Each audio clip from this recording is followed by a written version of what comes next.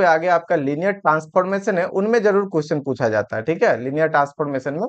But specially अगर basis and dimension का पूछे रिसेंट ईयर 2020 के बाद, तो उसमें कम क्वेश्चन पूछे गए हैं, लेकिन इंपॉर्टेंट है, जैसे क्लास में भी हम लोग डिस्कस किए थे, इंपॉर्टेंट है। तो आज बेसिकली जो PYQs हैं 2022 का 2023 तक जो कुछ भी क्वेश्चन पूछेंगे उसको डिस्कस करेंगे। साथ में यहाँ पे और भी बहुत सारे क्वेश्चन है बेसिक डायमेंशन के, जो हम लोग लीनियर ट्रांसफॉर्मेशन होने के बाद डिस्कस करेंगे, क्योंकि वहां से रिलेटेड है, ठीक है। तो कुछ क्वेश्चन वहां से होंगे और कुछ क्वेश्चन जो डायरेक्टली आपके वेक्टर स्पेस से हैं, वो सारे क्वेश्चन हम लोग क्या करने वाले हैं, डिस्कस करने वाले हैं, ठीक है। तो सबसे पहले कुछ आप जो सेंड किए थे गेट वाला क्वेश्चन, जो कि आई थिंक ये वाले क्वेश्चन है ना, ये जो आपके गेट के क्वेश्चन है, जितने भी PYQs है, तो इसको भी डिस्कस करेंगे। यहाँ पे जितने भी क्वेश्चंस आपने सेंड किए थे, ये ग्रुप में भी सेंड कर देंगे, ऐसे आपके पास होगा शायद, नहीं तो ग्रुप में भी जस्ट सेंड कर देंगे, इसको भी डिस्कस करेंगे। लेकिन ये आपके गेट वाले हैं, तो हम चाह रहे हैं कि पहले हम लोग क्या करते हैं, नेट वाले क्वेश्चन डिस्कस कर लेते हैं, फिर इसके बाद इसमें भी आएंगे। मैं भी इसको कल पूरा कर लेंगे, बहुत ज्यादा क्वेश्चन नहीं है, 53 क्वेश्चन, 54, 55 क्वेश्चन है, तो 55 क्वेश्चन एक क्लास काफी है इसको पूरा का पूरा कंप्लीट डिस्कशन में, क्योंकि इनमें से बहुत सारे ऐसे क्वेश्चन है जो कि आपके लीनियर ट्रांसफॉर्मेशन से रिलेटेड है, लीनियर ट्रांसफॉर्मेशन से रिलेटेड है, ठीक है। तो उनको तो अभी नहीं कर सकते, क्योंकि वो तो अभी हुआ नहीं है। जैसे कि ये देख लीजिए, लीनियर ट्रांसफॉर्मेशन से रिलेटेड है, और भी अलग अलग कुछ क्वेश्चन, जैसे कि ये लीनियर ट्रांसफॉर्मेशन से रिलेटेड है, इस तरीके के भी मिलेंगे। तो जो डायरेक्टली बेसिस एंड डायमेंशन से है, वेक्टर स्पेस से, वो तो अभी डिस्कस कर लेंगे। जो लीनियर ट्रांसफॉर्मेशन के साथ इंक्लूड किया गया है, ठीक है, तो उसमें थोड़ा सा टाइम लगेगा, राइट। तो वो क्यों, क्योंकि वो लीनियर ट्रांसफॉर्मेशन एक बार हम लोग कंप्लीट कर लेंगे, तो फिर वहां पे बेसिस डायमेंशन फिर आएंगे, तो फिर हम लोग कर लेंगे, क्योंकि वहां से रिलेटेड भी होते हैं क्वेश्चंस। आज का टारगेट हमारा क्या है, तो आज हम लोग देखने वाले हैं लेक्चर नंबर 32 पे, जो PYQs किससे हैं, CSR नेट से जो रिलेटेड है, 2011 से लेकर इधर का हम ट्राई करेंगे 2023 तक जितने क्वेश्चन पूछे गए हैं आपके basis and dimension directly to the vector space, उसको आज हम लोग डिस्कस करते हैं, ठीक है। अगर कुछ समझ में नहीं आए या साउंड नहीं आए क्लियर, कोई भी टेक्निकल या प्रॉब्लम हो, तो माइक अनम्यूट करके जरूर बताइएगा, ठीक है। ये चीजें हैं, चलिए स्टार्ट करते हैं। ये क्या हो गया,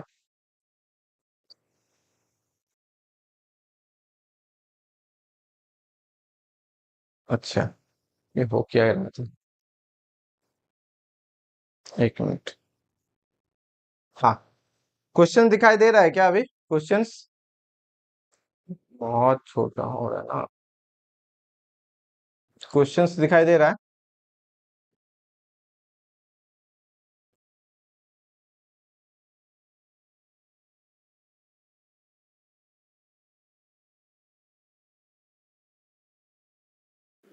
Yes, sir.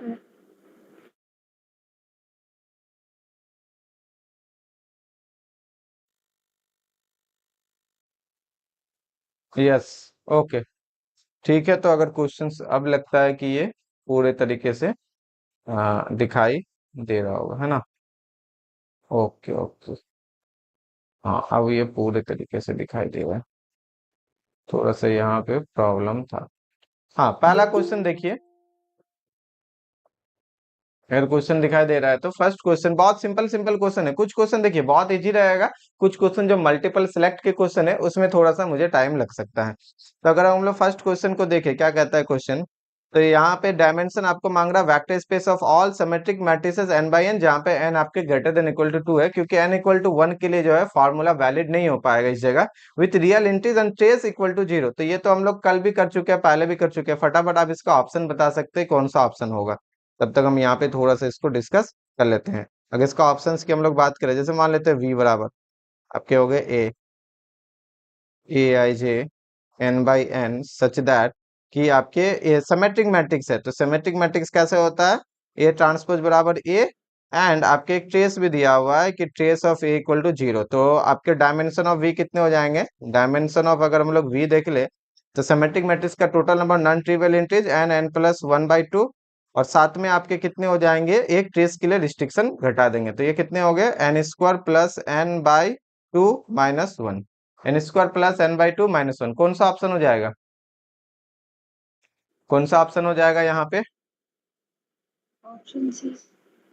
सी C. ना, okay, C is a correct option. हाँ ठीक है। तो अगर हम लोग देखें यहाँ पे तो सी आपका हो जाएगा जाके करेक्ट ऑप्शन, यहाँ पे हो जाएगा C, N square plus N by two minus one. Simple सा क्वेश्चन है, ठीक है। इस तरह का क्वेश्चन हम लोग क्लास में ऑलरेडी कर चुके हैं, ऐसा नहीं है कि पहली बार, है ना, क्लास में ऑलरेडी कर चुके हैं। नेक्स्ट क्वेश्चन, नेक्स्ट क्वेश्चन अगर देखें यहाँ पे क्या कहता है, let N be a positive integer and H N with space of मतलब vector space of all N by N matrices A I J with entries R satisfying A I J equal to A R S. A I J equal to A R S है। अगर question को देखो, whenever I plus J equal to R plus S, अच्छा दोनों को अगर सम करते हैं, ठीक है, पोजीशन है ना, कॉलम और रो के पोजीशन, तो ये बराबर होने चाहिए। ए आई जे का वैल्यू 1 से लेकर n तक चलेगा क्योंकि n बाई n का मैट्रिक्स है। Then dimension of H N as a vector space कितना होगा, एज ए वेक्टर स्पेस। तो अगर हम लोग इसको देखें, अगर इसको देखें थोड़ा सा कि दो तरीके से कर सकते हैं, या तो आप डायरेक्ट जनरल करो, या इसको समझने के लिए पर्टिकुलर भी आप कर सकते हो। सपोज करो कि पर्टिकुलर हम लोग 3 बाई 3 पे डिस्कस करते हैं, आ जाइए पर्टिकुलर किस पे, 3 बाई 3 पे डिस्कस करते हैं, तो आपको क्या दिखेगा। अगर 3 बाई 3 पे डिस्कस करें तो सबसे पहला ए वन वन क्या हो जाएंगे, N by N matrix set of all matrix with entries in R satisfying. Okay, A one one हो गया, ए वन टू और ए 2 1 सेम होते हैं क्योंकि आई प्लस जे है ना, I plus J equal to R plus S. तो यहाँ पे कहता है कि ए आई जे बराबर ए आर एस हो जाएगा। इसका मतलब 1 और 2 का 3 होता है, और ये 2 और 1 भी 3, इसका दैट मीन्स कि यहाँ पे ए 12, ठीक है। अगर हम लोग देखें ए 13, तो ए 13 में भी तो हम लोग यहाँ पे कर सकते हैं ए 13, क्योंकि 3 1 और 1 3 में आई जे और आर एस सम करेंगे तो सेम हो जाएगा। उसी तरीके से अगर हम लोग ए 1 n तक करें तो ये भी तो हमारा चला जाएगा कहाँ तक, ये भी चला जाएगा ए 1 n, राइट। अच्छा, और क्या होगा आगे। अब यहाँ ए 2 2 करते हैं, ए 2 2 4 हो गया। अब गौर करो यहाँ पे, इसको गौर करना, 2 2 होता है 4, और 1 3 भी आप ऐड करोगे, 1 + 3 4, यहाँ भी 4, तो आपको तो यही रिपीट कर जाएंगे ना जी। तो यहाँ पे कितना रिपीट कर जाएगा, ए 13 रिपीट कर जाएगा। अच्छा, अगला वाला क्या होता है, ए 2 3 होता है, राइट। तो 2 3 हो गया 5 हुआ ना। और यहाँ पे ए 13 के बाद जो होगा ए 14 में भी तो 1 + 4 5, कुल मिला के बाद तो ऐसा ही हो गया ना। यहाँ पे भी आपको क्या रिटर्न कर गया, ऊपर वाला ही ए 14, अगला वाला क्या रिपीट कर जाएगा, ए 15, अगला वाला इस तरह से। लेकिन यहाँ पे ए 2n आ जाएगा क्योंकि 2n कहीं पे भी नहीं आने वाला है, मैक्सिमम यहाँ 1 + n होगा। और यहाँ वाले जो टर्म है वो हो जाएंगे n-1, और यहाँ पे हो जाएंगे जाके ये +1, ठीक है। तो n+1, यहाँ वाले n+1 आ जाएंगे और ये एक्स्ट्रा आ जाएंगे। अगला देखते हैं, अगला में आपका नेक्स्ट टर्म क्या होता है। नेक्स्ट टर्म के अगर हम लोग करें, हाँ बोलिए। सर यहाँ आर एस क्या है? देखिए आर एस पोजिशन है ना, टर्म का पोजीशन है। जैसे कि आर एस कहने का मतलब हो गया, आप ए 13 को, अब जैसे ए 13 होता है, ए 31 होता है, तो 13 का मतलब क्या, 1 + 3 आई प्लस जे, और यहाँ पे भी वही चीज है, पोजीशन रिप्रेजेंट कर रहा है ना। मींस जे आई। हाँ, जे आई नहीं बोलो आप, ये अलग पोजीशन है। कहता है कि दोनों का ऐड करने पे सेम होना चाहिए, उस कंडीशन में ये दोनों एंट्रीज सेम होंगे। ये भी जैसे आई जे होता है ना, ये आई रिप्रेजेंट करता है आपके कॉलम रो को, जे रिप्रेजेंट करते हैं कॉलम के पोजीशन को, सेम उसी तरह से आपके आर रिप्रेजेंट करते हैं रो के पोजीशन को, और एस हो गए कॉलम के पोजीशन को। कहता है कि ये दोनों बराबर होगा जब इनका सम बराबर हो। जैसे सिमेट्रिक में क्या होता है, सिमेट्रिक में इसी तरह से होता है, लेकिन ये सिमेट्रिक से बढ़ के है, एक स्टेप फॉरवर्ड है। सिमेट्रिक में आपके क्या होते हैं, ए आई जे बराबर होते हैं ए जे आई, राइट, यही होते हैं।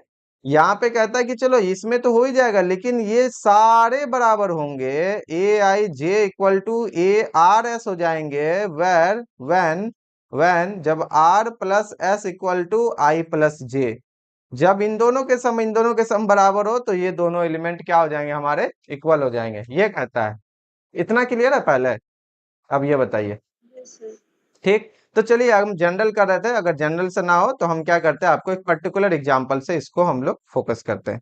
एक पर्टिकुलर एग्जांपल, चलिए छोटा सा 3 बाई 3 का आपको पहले हम दिखाते हैं कैसे करना है। कभी भी कोई क्वेश्चंस में अगर आपको नहीं समझ में आए तो उसको पर्टिकुलर एग्जांपल लीजिए, पर्टिकुलर जैसे कि n/n नहीं हो रहा, चलिए 3 बाई 3 4 बाई 4 इतना करते हैं। तो 3 बाई 3 में क्या होता है, a 11 a 12, अब देखिए कैसे काम करता है, a 21 a 22 a 23 a 31 a 32 a 33, 3 by 3 में ये आ गया, राइट।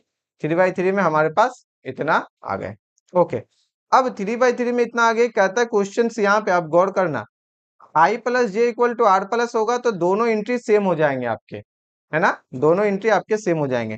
तो अब कहाँ कहाँ वो दोनों बराबर हैं, कहाँ कहाँ बराबर करेंगे, तो अब इनको देखो कि ये दोनों बराबर है, क्योंकि 1 2 ऐड कीजिए 3 और 2 1 को ऐड करने पे 3, तो ये बराबर होंगे।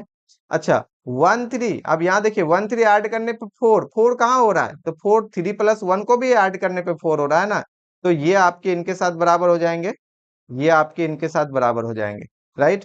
और कहाँ बराबर होंगे, अब इसको गौर कीजिए, 1 प्लस 3 4, 4 यहाँ भी तो हो रहे हैं, 2 प्लस 2 4, तो ये आपके इनके साथ भी क्या हो जाएंगे, इक्वल हो जाएंगे, ये दोनों आपके इक्वल हो जाएंगे, ठीक है। अच्छा, ये तो यहाँ इंडिपेंडेंट हो गया, ये दोनों बराबर हो गया, ये इनके साथ भी चले गए, और यही एलिमेंट इनके साथ भी गए। आगे 2 3 देखते हैं, 2 3, 2 और 3 कितने हो गए ऐड करने पे 5, राइट। 5 आपके कहाँ कहाँ होंगे, 5 यहाँ हो जाएंगे, तो इनके साथ ये चले गए, 5 यहाँ होंगे, ये दोनों इक्वल हो गए। ओके, अब ये 3 3 3 3 6 हो जाते हैं, 3 प्लस 3 6, और कहीं है नहीं है, तो आपके इसी मैट्रिक्स को हम लोग कैसे लिख सकते हैं, यही मैट्रिक्स आपका लिखा आएगा, ये 1 1 तो आ ही गया आपका, ये अगर आप A12 कर दो और A13 करो, तो आप गौर करना, A12 यहाँ पे भी आ गया, अच्छा यहाँ पे आपका A13 आ जाएगा, A23 आ गया, अब A13 आपके यहाँ पे भी आ जाएंगे क्योंकि सेम है, A23 आपके यहाँ जाएंगे और A33, राइट। क्या ये क्लियर है, पहले आप इतना बता दो, क्या ये क्लियर है, क्या ये सबके लिए क्लियर है, ठीक है ना।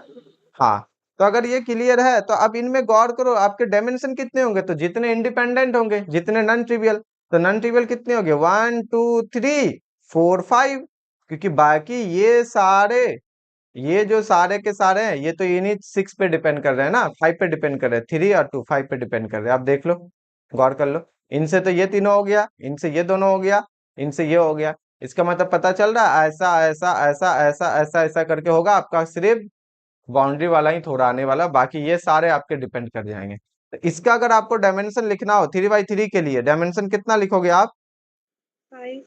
हाँ डायमेंशन 5, तो 5 को v मान लेते हैं, 5 को कैसे कर सकते हैं, अब यहाँ पैटर्न में देखो, यहाँ हो गया 3 करोगे तो 9 नहीं होने वाला है ना, यहाँ पे 3 करोगे तो कितना हो गया 7, 3 इंटू 2 प्लस 1 नहीं होने वाला है, यहाँ पे कितने हो गए, ये हो जाएंगे 5, राइट। अच्छा, और यहाँ कितने हो गए, 3 करोगे आप तो हो गया 9, 9 माइनस 3 प्लस 1 कितने हो गए ये 7, 9 माइनस 3 है ना, 6 प्लस 1 7, तो आपके ये कैंसिल, एक ही तो बचता है, ऑप्शन नंबर डी। आप चाहो तो डायरेक्ट पर्टिकुलर एग्जांपल से ऑप्शन नंबर डी रख लो कि अच्छा इन सब में से मेरा क्या हो रहा है, एक ही तो सही हो रहा है, क्योंकि आपका डायमेंशन ऑफ जो वी है ये हो जाएंगे 5, 5 को लिख सकते हैं 2 इंटू 3 माइनस 1। अब जरूरी नहीं है कि हमेशा क्या करना है, मुझे जनरल एग्जांपल लेना है। अच्छा, अगर आपको जनरल चाहिए तो कैसे करेंगे, आइए हम लोग जनरल के लिए भी डिस्कस करते हैं। अगर मुझे जनरल चाहिए तो हम लोग कैसे करेंगे, बिल्कुल जनरल के लिए भी करेंगे, इसको कर देते हैं साइड में। ओके, जनरल में जो आपका एग्जांपल होगा वो आपको इस तरीके से रहेगा, ये आपका हो जाएगा A11 A12 A13, आपके इस तरह से हो जाएंगे A1n-1 और A1n, ठीक। इसी तरह से यहाँ पे A12 A13 A14 वही रिपीट कर जाएंगे, यहाँ पे A1n और यहाँ पे A2n, फिर यहाँ पे आपके पता है कितने आएंगे, A13 आ जाएंगे, सीधे सीधे डायगोनल डायगोनल सेम होगा, ध्यान रखिएगा ये इस तरह से सेम होंगे, यहाँ पे A14 होगा, यहाँ A14 अगला वाला में A14 ही होने वाला है, ठीक है, अगला वाला में A15 होगा, इस तरह से यहाँ पे हो जाएगा अब यहाँ पे हो जाएंगे इस जगह 2n और यहाँ पे A3n, क्योंकि ये डायगोनल डायगोनल जाएगा, ये इधर जाएगा, ये ऐसा जाएगा, ये ऐसा जाएगा, ये ऐसा जाएगा, ऐसा जाएगा, ऐसा जाएगा, ऐसा जाएगा, बाकी सारा का नीचे सेम होते जाएगा। इसी तरीके से आप इसको जब करोगे तो ये दे देगा 1n, ये दे देगा यहाँ पे आपके 2n, फिर अगला दे देगा 3n, और ये चलते जाएगा, यहाँ पे आपका दे देगा n-1n a में, और लास्ट में a n आने वाला, ठीक है, लास्ट में आपका कितना आ जाएगा a आ जाएगा। तो अगर हम लोग इसको भी देखेंगे तो भी आपका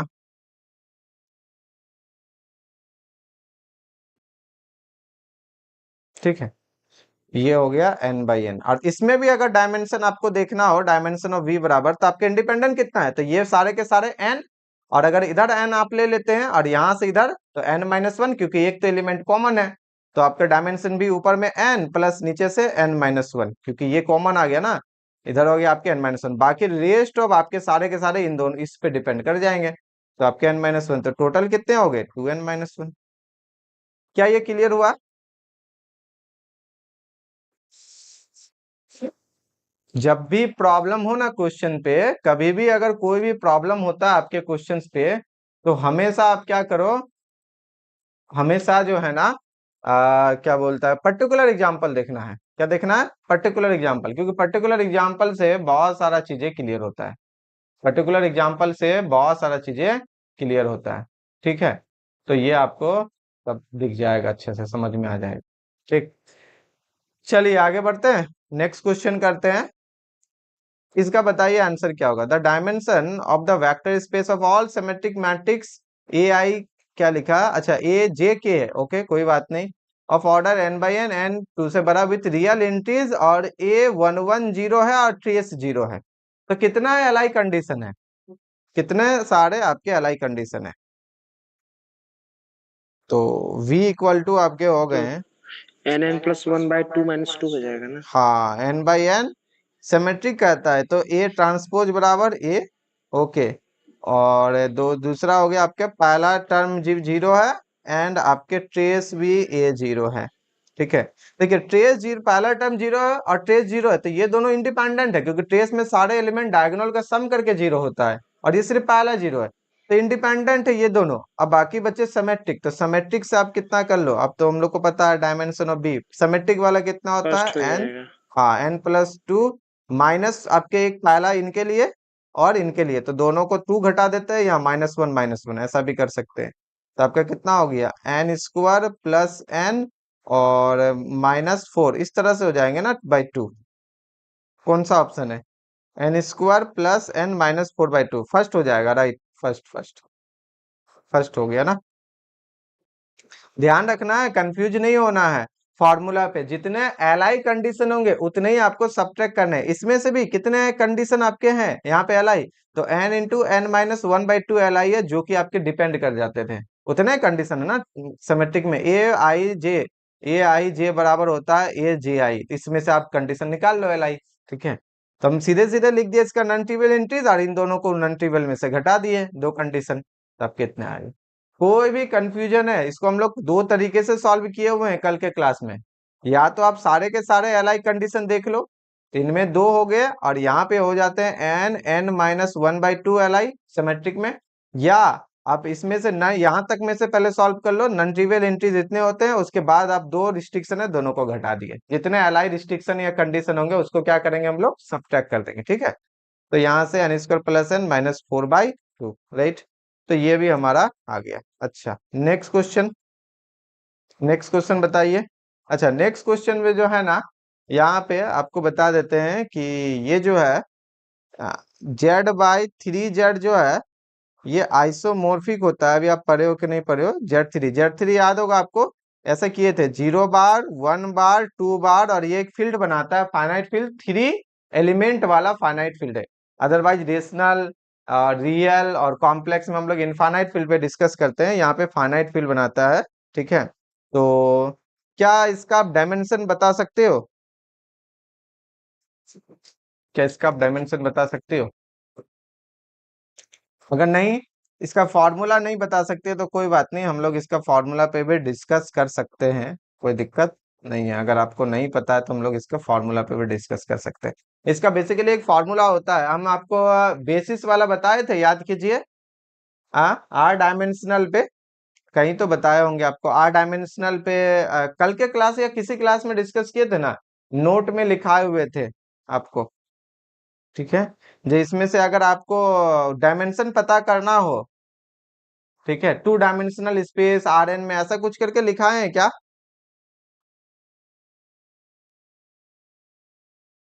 जहां तक मुझे याद आ रहा है थोड़ा सा कुछ लिखाए हुए हैं, बोले थे नोट में आप इसको लिख लो, basis, number of basis find करना और फाइनाइट डायमेंशनल में, और अगर आपको नंबर ऑफ है क्या बोलता है कि यहाँ पे क्वेश्चन में जो डिमांड किया गया 3 डायमेंशनल में से आपको अगर 1 डायमेंशनल सब स्पेस संख्या नंबर ऑफ सब स्पेस, क्या ये फाइंड करने के लिए आपको बताया गया था? कौन से लेक्चर में की हुआ ये इतना तो मुझे पता है। चलिए देख लेते हैं फॉर्मूला को, अदरवाइज मुझे फॉर्मूला पता है, लेकिन एक बार देख लेते हैं आपको सर लिखा है लेक्चर कि 29 में बताया था सर। लेक्चर 29 ना, 1 मिनट। Yes sir. हाँ देख लेते हैं यहाँ पे लेक्चर 29। हाँ तो वहां से आप यूज करके बताओ, अगर 29 में हो तो यहाँ से क्या हो जाएगा।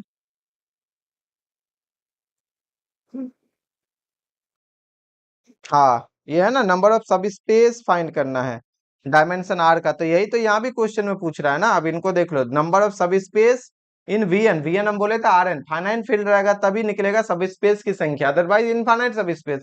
अब डायमेंशन आर कितना होता है इस तरीके से, तो ध्यान रखना आर डायमेंशन के लिए कितना गया है, पी पर पावर एन, पी क्या है, जेड, जेड पी है, ठीक है। तो हम इसी से यहाँ से इसको कैसे लेंगे, थोड़ा सा इसी को वहां पे स्क्रीन शॉट कर लेते हैं, डाल देते हैं दोबारा, कोई क्यों लिखे, इसी से रिलेटेड वो क्वेश्चंस है, इसी से रिलेटेड है।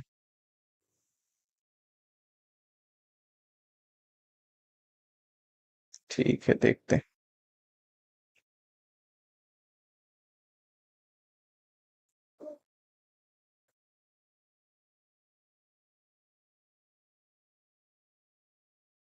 ठीक, अच्छा चलिए, इतना अगर मुझे पता चल गया तो ये वाला फॉर्मूला यूज करते हैं। आपको यहाँ पे पता है, कितना पता है यार, हेयर आपको 3 डायमेंशनल है ना, तो यहाँ पे हो गए वी एन, इसका मतलब एन बराबर 3। अच्छा, और आपका पी बराबर भी 3 है, क्योंकि पी बराबर यहाँ पे दिया हुआ है F3, F3 मतलब Z3 है ना, ये जो Z3 है फील्ड है जिसमें कि 3 एलिमेंट है, तो पी भी हो गया आपके 3। ओके, आर कितना है, तो आर हो गए आपके 1, क्योंकि आपको 1 डायमेंशनल चाहिए, राइट। तो अब इस फॉर्मूला में लगाओ, सो टोटल नंबर ऑफ सब स्पेसेस व सो 1 डायमेंशनल सब स्पेसेस इज इक्वल टू कितना हो जाएगा बोलिए, 3 पर पावर 3 माइनस 3 स्क्वायर, यही होगा। लेकिन ध्यान रहे यहाँ पे n माइनस आर तक जाना है। n माइनस आर कहने का मतलब कि आपको कहाँ हो गया n माइनस आर, तो n माइनस आर होता है 3 माइनस 1, तो 2 तक ही जाना है, तो 2 तो आ चुका है, तो और आगे तो नहीं बढ़ सकते हैं क्योंकि n माइनस आर आ चुका है। तो अब बस एक ही स्टेप होगा, अब नीचे नीचे कहता है कि r से स्टार्ट करेंगे और 1 तक जाएंगे, तो r का वैल्यू तो 1 है, इसका मतलब सिर्फ यही टर्म आने वाला है, और तो होगा ही नहीं क्योंकि r ही तो 1 दे दिए हैं। इसका मतलब 3 पर पावर 1 माइनस 1, इतना ही जाने वाला और आगे जाएगा नहीं। तो कितना हो गया 27 माइनस 9 डिवाइडेड बाई 2, 27 से 9 क्या कितना होता है 18 ना, 18/2, 18/3 से एक गया 27 माइनस, एक minute n minus R, n का वैल्यू 3, r का value okay n minus R, तो ये हो जाता है 9। 9 तो ऑप्शन में है, लेकिन मुझे लग रहा है सर वो कि 3⁻0 होना चाहिए ना, 3⁻3 माइनस कहाँ पे ये, न्यूमरेटर में। हाँ ये वाले बोले ना 3:0। तो अगर फॉर्मूला को देखे तो फॉर्मूला से क्या ये सही नहीं है, या फॉर्मूला में कुछ डाउट है, फॉर्मूला तो प्रूव नहीं किए हैं, अदरवाइज ये प्रूव हो सकता है कि मेरे माइंड से उतर गया हो। फॉर्मूला है ना सर वो p⁻n(k−1 p⁻n(k−p), मतलब बाद के जो टर्म्स है ना माइनस p का पावर इंक्रीज होते रहता है ना, और डिनोमिनेटर में p⁻m(k−1 एनके p⁻m(k−2) क्या है, n आप जैसे बोल रहे जैसे हैं कि आपने एनके, यहाँ पर एनके क्या है, के क्या, के हो गया आपके ये वाले बोल रहे हो। हाँ सर, 1 डायमेंशनल बोल रहे हैं ना हम, 1 डायमेंशनल फाइंड कर रहे हैं। हाँ हाँ हाँ 1 डायमेंशनल ही बोल रहे हैं। k = 1 आएगा और p = 3 होगा और n = 3 होगा। के = 1 मतलब आप सीधे सीधे के बोल रहे हो के जो आप बोल रहे हो के इक्वल टू 1, तो ये 1 डायमेंशनल के लिए नहीं आएगा ना, वो तो आपका हो जाता है 1 हो गया आर, यहाँ पे आर के लिए आ गया। एक मिनट एक मिनट, आपका एन है 3, 3 से 1 गया 2, आपका n माइनस आर तक चाहिए, तो ये गया स्क्वायर n माइनस। तो यहाँ आपका एक चीज गलत है, बाकी सब सही है। यहाँ पे जो होगा ना n माइनस, यहाँ हो जाएगा रुकिए रुकिए रुकिए, n minus R, P R R minus 1 minute 1 minute. इसको k से भी कर सकते हैं, अदरवाइज इसको k कहने का मतलब हो गया कि एक और फॉर्मूला, आप ये फॉर्मूला डिस्कस करना चाहते हो, वहां पे k होता है ना, पावर पे होता है, हम उस पे नहीं जाना चाह रहे थे। एक और इसका फॉर्मूला होता है, आपको बता देते हैं, ठीक है। एक और फॉर्मूला होता है, 1 मिनट देख लेंगे, इसमें क्या सुधार करना होगा वो भी देख लेंगे। कार्डिनलिटी ऑफ फील्ड हाँ, इक्वल टू पी तो रेज टू के आप होता है। अगर मान लेते हैं, ओके ओके, वी एन हो गया आपके, अच्छा फील्ड के लिए हम लोग कर देते हैं जेड पी, ठीक है। फील्ड क्या हो गया, जेड पी, तो जेड पी हो गया आपका, पी हो गया आपका जाके फील्ड, और पी, पी को ही लिखेंगे। अच्छा अच्छा, पी के पावर भी हो सकता है, 1 minute, okay okay okay okay okay. मान लेते हैं आपका यहाँ पे फील्ड है, ये हो गया आपके फील्ड, ठीक है। वेयर वेयर फील्ड का अगर हम लोग कार्डिनलिटी देखें तो ये पी पर पावर के भी हो सकता है, आप ये बोलना चाह रहे हैं, ठीक है।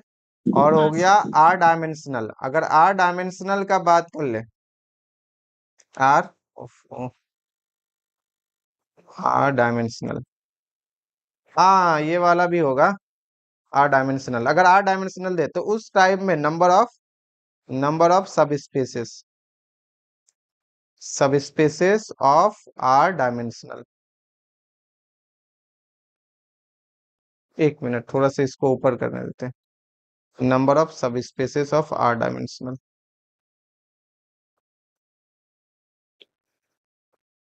नहीं तो ऊपर वाला फॉर्मूला भी सही है, बस उसमें मुझे लग रहा है कि कुछ थोड़ा सा चेंजेस करना पड़ेगा, या कुछ एक दो टर्म अच्छा, वहां पे फर्स्ट आंसर गलत है। 9 गलत है क्या?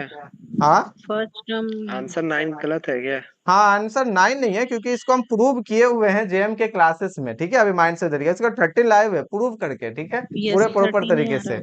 इसका 13 आंसर है, क्योंकि ये ऑलरेडी हम जेएम में करा चुके हैं ना, तो उसमें 13 आंसर हम प्रूव किए हुए हैं वहां पे, आपको नहीं करा रहे। तो फॉर्मूला जो है ना, इसमें मुझे लगता है कुछ गलत हम लिख दिए हैं, शायद लग रहा है। और अभी देख लेते हैं, क्योंकि इसके कई सारे फॉर्मूला से हम लोग कर सकते हैं, इसीलिए बोल रहे हैं। अब जैसे एक फॉर्मूला हम और लिख रहे हैं यहाँ पे, जैसे कि पी पर पावर के कर दिया ना, ये प्राइम के लिए पी पर पावर के, तो यहाँ पे जो फॉर्मूला हो जाएगा, ये फॉर्मूला आपको लिखा रहे हैं, देखते हैं इससे सही आता है कि नहीं, इससे सही आता है कि नहीं। पी पर पावर एन के माइनस 1, या पी पर पावर एन के से स्टार्ट कर सकते हैं, चलिए इधर से स्टार्ट करते हैं, कोई दिक्कत नहीं। पी पर पावर एन के माइनस पी, इस तरह से हम लोग जाएंगे। फिर हो जाएगा पी पर पावर एन के माइनस पी स्क्वायर, और ये चलते जाएगा आपका पी पर पावर पी पर पावर एन कहाँ तक, तो के माइनस 1 तक जाएगा, राइट, के माइनस 1 तक जाएगा, सॉरी एक एक छूट दिए। पी पर पावर एन के माइनस पी पर पावर एन, ये हो जाएंगे आपके के माइनस 1 तक, राइट, यही ना है, ठीक है। इसको मिटा देते हैं, और नीचे जो होगा ना आपका, नीचे स्टार्ट हो जाएगा पी पर पावर आर के, कितना, आर के, क्योंकि आपको आर वाला चाहिए। फिर हो जाएंगे पी पर पावर आर के माइनस पी, और ये फिर आर के माइनस पी स्क्वायर से स्टार्ट हो गया पी पर पावर आर के माइनस पी पर पावर आर के माइनस 1, ये वाला जाएगा। तो अगर हम लोग ऐसा भी देखते हैं, कोई दिक्कत नहीं है इसमें, पी पर पावर एन के माइनस 1, एन के माइनस पी स्क्वायर कहाँ तक जाना है, के माइनस 1 तक जाना है। पी पर पावर आर के माइनस 1, आर के minus P dot dot dot are के माइनस, अगर इससे देख लेते हैं तो आप थोड़ा सा इससे बता दो तो क्या होगा, आंसर देख लेते हैं ना।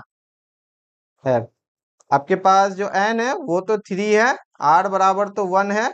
अच्छा के बराबर कितना होगा, तो के बराबर 1 हो जाएगा, क्यों, क्योंकि हम लोग लिख सकते हैं जैसे कि जेड पी, तो आपका जो फील्ड है, फील्ड का कार्डिनलिटी, तो फील्ड का कार्डिनलिटी है 3, क्योंकि 3 एलिमेंट है इस पे, तो 3 पर पावर 1 कर सकते हैं, तो इसका मतलब पी पर पावर 1, दैट मीन्स की पी पर पावर के, तो इसका मतलब क्या हो गया, के बराबर आपका हो गया 1, ठीक है। के बराबर 1 आ गया इस तरह से। अगर ये सही है तो अभी आ जाना चाहिए, देखते हैं। अब बताओ फॉर्मूला में कितना होगा। So one dimensional space, one dimensional one dimensional space is equal to P के जगह है 3, तो 3 पर पावर एन के जगह है 3, 3 इंटू 1, ओके, -1 इतना आया।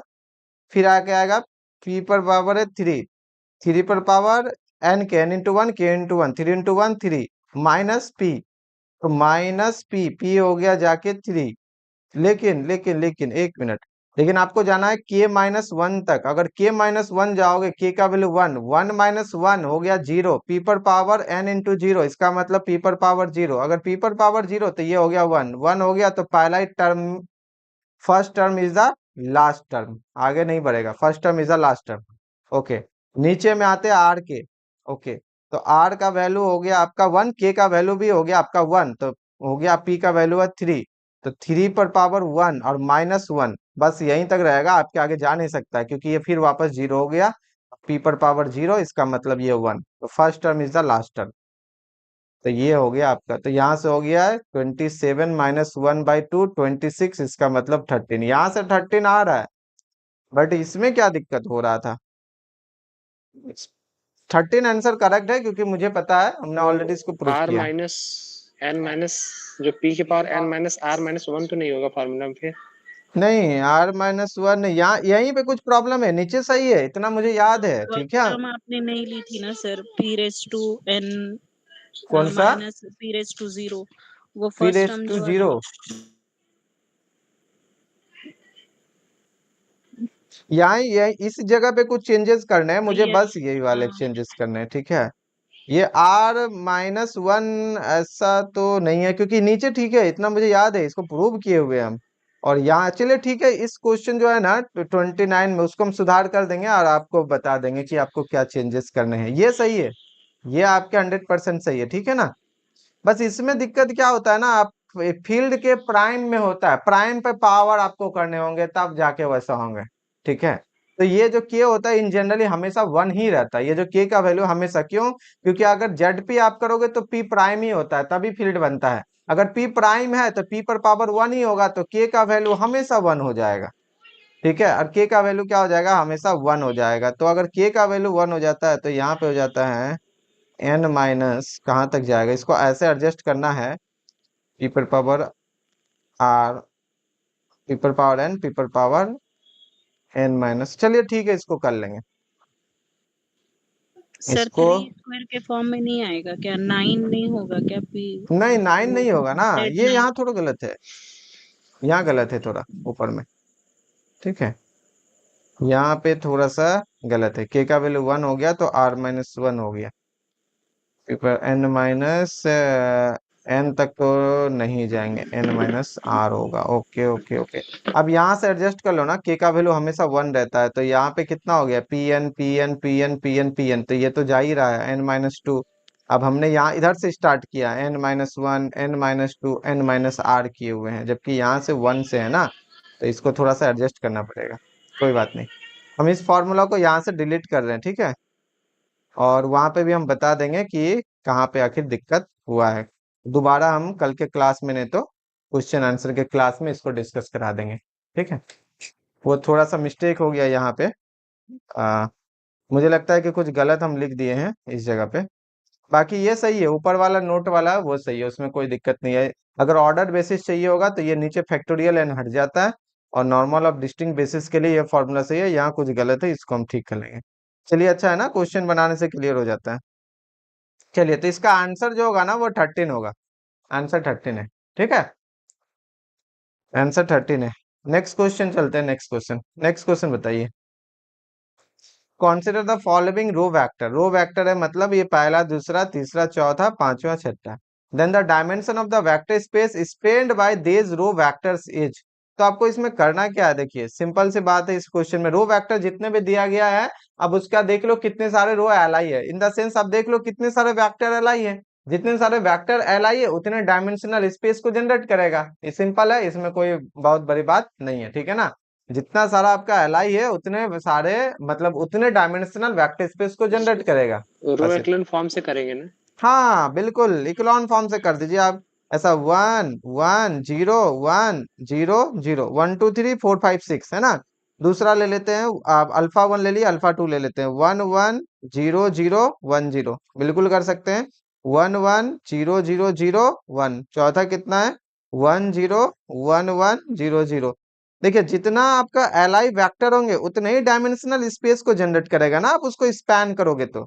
स्पैन में तो हम बोले थे कि 50 वेक्टर है, लेकिन उसमें से 2 ही एलआई है, बाकी सारे उस दोनों पे डिपेंड करते हैं। तो स्पैन में क्या होगा, आप या तो वो दोनों से जनरेट करो या पूरे 50 से जनरेट करो, बात तो बराबर हो जाएगा ना। लीनियर कॉम्बिनेशन करना है आपको, आप उन दोनों का करो या बाकी सारे को मिला के करो, कोई फर्क नहीं पड़ेगा। ठीक है, कोई फर्क नहीं पड़ेगा। 1 0 1 0 1 0 1 0 1। आप फील करके देखो, और नहीं तो फिर हम उसको भी करा देते हैं आपको एक पर्टिकुलर एग्जांपल लेके।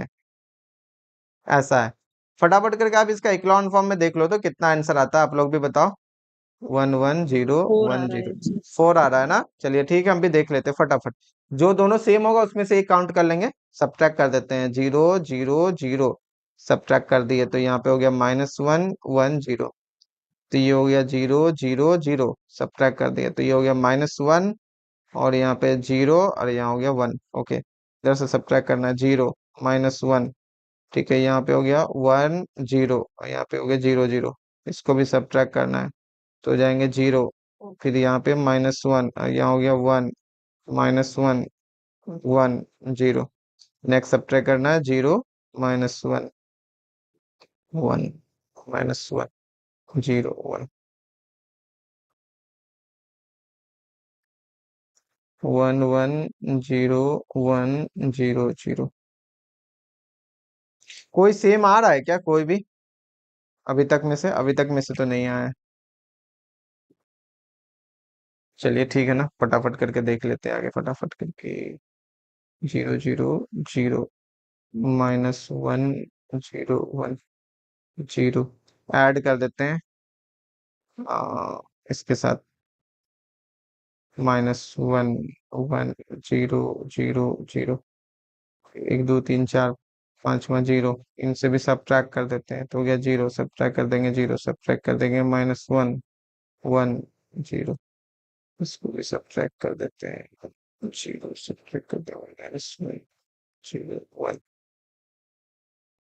अभी भी कोई सेम आ रहा है क्या? हम्म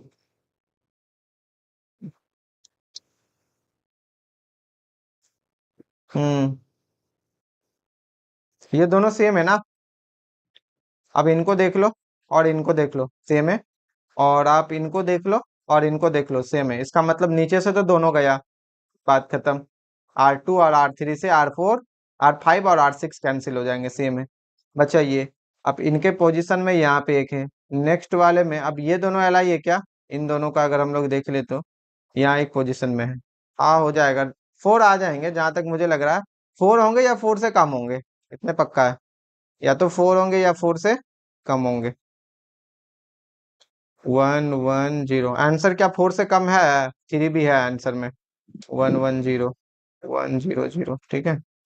0 0 0 -1 1 0 और फिर 0 0 0। अब इन दोनों को कर लेते हैं सब्ट्रैक्ट तो ये हो गया 0, यहाँ पे हो गया -1, ये हो गया 1। ठीक है, और इनको कर देते हैं 0 -1 1 0 0 0 और ये तो दोनों खत्म हो गया। ठीक, नीचे से 2 खत्म, ऊपर में एक पोजीशन यहाँ पे है, एक पोजीशन यहाँ है, एक पोजीशन यहाँ है, यहाँ यहाँ और एक हो गया यहाँ। ठीक है, आंसर 4 हो गया क्योंकि 4 जो रो है वो rank of A equal to, जो भी अगर हम लोग इसको ए मान लेते हैं, rank of A equal to 4। So dimension जो हो जाएंगे, स्पैन होता है, कोई भी डायमेंशन वी ले लेते हैं या स्पैन ऑफ एस कर देते हैं तो इसके हो जाएंगे 4 आंसर। क्योंकि रैंक 4 है तो जो भी आप एस है, सपोज करो आप एक एस लिख लेते हो जिसमें कलेक्शन करती हो alpha 1 alpha 2 alpha 3 alpha 4 alpha 5 and alpha 6। ठीक है, एंड वी मान लेते हैं जो कि स्पैन होता है, span of S, L S, span S vector space होता है, स्मॉलेस्ट सब स्पेस होता है ना, तो वी हो गया। तो स्पैन एस का डायमेंशन हो गया 4, क्योंकि उसके पास 4 एलआई वेक्टर है जिनके लीनियर कॉम्बिनेशन से क्या बनेगा, पूरा स्पैन बनेगा। तो या तो आप सारे 6 का लीनियर कॉम्बिनेशन से वेक्टर स्पेस बनाओ, या इनमें से जितने एलआई है उनके लीनियर कॉम्बिनेशन से वेक्टर स्पेस बनाओ, सेम। ठीक है, तो ये चीजें हैं। यस में 1 2 3 4 1 2 3 4 रो लेंगे बेसिस में, मतलब अल्फा 1 अल्फा 2 हाँ, अल्फा 3 जो अल्फा 4 4 है। एलआई है आप वो ले लो, एलआई तो कोई भी हो सकता है ना यहाँ पे। ठीक है, देखिए एस तो चारों से स्पैन होता है ना, एस क्या होते हैं, चारों से स्पैन होते हैं, लेकिन स्पैन में देखिए एक चीज इसमें आपको क्लियर करते हैं। तो ठीक, मतलब बेसिस में कौन सा होगा वो मैं जानना बेसिस में तो कोई भी 4 एलआई ले लो, इनमें से कोई भी 4। आप स्टार्टिंग के 4 एलआई है तो वो ले लो, आप स्टार्टिंग के 2 छोड़ दो, लास्ट के दोनों ले लो, ये चारों एलआई है तो आप वो ले लो। क्योंकि आप गौर करना, एक चीज गौर करना, सेकेंड और थर्ड अल्फा 2 और अल्फा 3 से ये दोनों कैंसिल हो रहा है ना। तो बस इन चारों में से कोई भी, इन 6 में से कोई भी 4 एलआई ले लो, अब देख लेना एलआई कौन चारों हो रहा है। हो सकता है कि स्टार्टिंग के 2 हटा दो, अब ये चारों एलआई है तो ये चारों ले लो। बेसिस तो इनफाइनेटली इसका अलग अलग तरीके से बहुत सारा बेसिस बन सकता है ना, समझ में आ रहा है बात। तो आपको इजी होगा ना, क्योंकि यहाँ पे हम चारों रो लिए हुए, स्टार्टिंग का कौन सा, 1 2 3 4, इन चार, बाकी इन चारों के कॉम्बाइन से हमने क्या किया, नीचे में दोनों को 0 कर दिए। तो अच्छा रहेगा कि आप स्टार्टिंग का चारों अल्फा 1 अल्फा 2 अल्फा 3 अल्फा 4 ले लो एज ए बेसिस, तो कोई दिक्कत नहीं है। समझ में आ रहा है, ये चीजें हैं। या आप एक काम करो, अल्फा 1 ले लो, 2 3 को हटा दो, क्योंकि 2 3 के सेम हो जा रहा था यहाँ पे। तो अल्फा 1 ले लो और अल्फा 4 5 6 कर लो, ये भी बेसिस हो जाएगा। बस ये ध्यान रखना वो एलआई होना चाहिए। तो यहाँ से तो दिख रहा है कि 2 3 से ये कैंसिल हो रहे थे, तो 1 ले लेते हैं, अब 4 5 6 ले लेते हैं तो भी हो जाएगा। ठीक है, समझ में आया कि नहीं।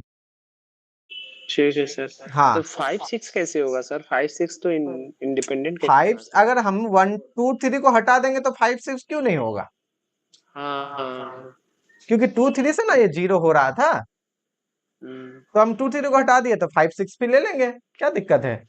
अब इमेजिन करो, इसको अगर यहाँ लिखते, इनको यहाँ नहीं, लिखते ऐसा और कुछ इन होता है ना दोनों को यहाँ मैट्रिक्स में, लिखते। जो एलिमेंट होते हैं उसी को उठा लेते हैं क्या? जैसे जो हाँ हाँ हाँ नॉन जीरो है, ऐसा कुछ हाँ, होता है क्या? नहीं नहीं, देखिए आप ऐसा सोचिए, आपके पास 6 वेक्टर दिया गया है, उनमें से अगर 4 एलआई है, तो जो भी 4 एलआई आपको मिल रहा है वो उठा लीजिए। जरूरी नहीं है कि स्टार्टिंग के ही 4 एलआई है तो बाद वाले नहीं होंगे, नहीं, स्टार्टिंग के 1 हटा देते हैं, 2 हटा देते हैं, बाद के मिला लिए तो एलआई हो गया तो हो गया। जैसे एक एग्जांपल आपको देते हैं, आप इससे समझिए, ठीक है। हाँ मैं समझ रहा हूँ सर, मैं मुझे कुछ और लग रहा है, क्वेश्चन कुछ और होगा। नहीं जैसे नहीं जो नहीं नहीं, नॉन जीरो सर रो आया हुआ है, हाँ, जैसे 4 नॉन जीरो यहाँ पे रो है, वो क्या है?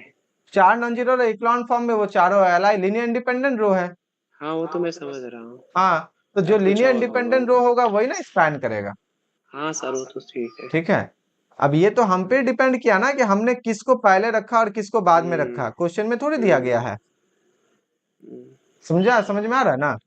हाँ कोई भी 4 लेके वो बना सकते हैं। हाँ, कोई भी 4 लेके बना सकते हैं। ठीक है, बस लेकिन वही एक चीज इसमें ध्यान रखना है कि कोई भी 4 तो ले रहा है, लेकिन वो चारों एलआई होना चाहिए। पता चला आपने 4 लिया, उनमें से एक जो है ना बाकी 3 पे डिपेंड कर गया, तो गड़बड़ हो जाएगा ना फिर, यस। है ना। 4 आप ऐसा पिक करो, इन 6 में से 4 ऐसा पिक करो जो कि चारों एलआई है, कोई भी 4 एलआई पिक कर लो, वो आपके बेसिस हो जाएगा, कोई भी 4 एलआई। ठीक, तो ऐसा है। चलिए ठीक है, तब अगर समझ में आ गया तो इसमें, इससे एक चीज और क्लियर करते हैं। जैसे कि स्पैन अगर 10 वेक्टर है, R3 का 10 वेक्टर है, मुझे पता है 3 से ज्यादा एलआई होंगे ही नहीं, तो 3 भी एलआई होंगे ना, तो कोई भी 3 उठाते हैं, अगर वो तीनों एलआई है तो वो बेसिस बन जाएंगे, और उनके अलावे बाकी सारे एलडी होंगे। दूसरी बात, आप अगर R3 के 10 वेक्टर से स्पैन करो कोई वेक्टर स्पेस, या उनके 3 एलआई वेक्टर से स्पैन करो वेक्टर स्पेस, बात बराबर होगा। ठीक है, तो यहाँ आप ये 6 से स्पैन करके जो वेक्टर स्पेस बनता है, या इन 6 में से 4 एलआई वेक्टर को लेकर जो स्पैन करोगे और वेक्टर स्पेस बनेगा, दोनों बराबर है। इसलिए हम लोग क्या किए, पहले चेक कर लिए कि ये चलो एलडी तो नहीं है, ठीक है, हाँ पता चला कि दो गो हमारा क्या आ गया, वेक्टर एलडी आ गया। ठीक है, तो ये आपको पता करना होगा, नहीं तो फिर आंसर 6 आप कर दोगे तो गलत हो जाएगा। जैसे कि यही वाला, ये इसको देखो, बहुत अच्छा है, ये 2016 का पूछा गया है ना। ये कब का था, ये 2013 का था, उसके बाद 16 का है। अब ये क्वेश्चन देखो, विच of the following subset of R4 is a basis.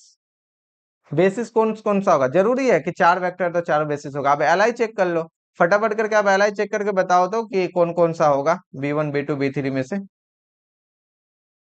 पहला B1 के लिए हम चेक कर लेते हैं, अब B2 B3 के लिए करो। जो भी लाइव है सब फटाफट चेक कीजिए। B1 के लिए हम कर लेते हैं।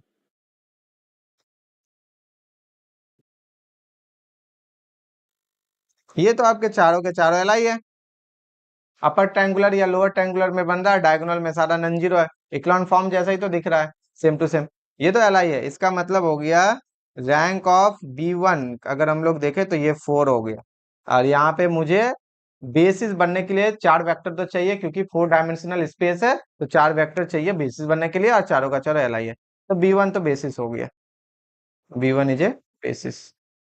सर B2 का डिटर्मिनेंट 24 आ रहा है, नॉन जीरो है, हाँ तो लीनियरली B2 भी हो जाएगा बेसिस में। B3 चेक कर लीजिए। हाँ जी B2 भी होगा, बिल्कुल होगा। इक्लॉन फॉर्म में आप करके देखो, कोई दिक्कत नहीं है। 1 0 0 0 1 2 3 0 अपर ट्रायंगुलर या लोअर ट्रायंगुलर है और डायगोनल इंट्रीज नॉन जीरो है, देख लीजिए तो हो गया ये भी। इसका भी रैंक हो गया 4। इसका मतलब हो गया B2 इज ए बेसिस, क्योंकि R4 को स्पेस को जनरेट करने के लिए एटलीस्ट कितना चाहिए? एटलीस्ट 4 वेक्टर चाहिए, कि 4 डायमेंशनल है तो, और वो 4 एलआई होना चाहिए तो हो जाएगा।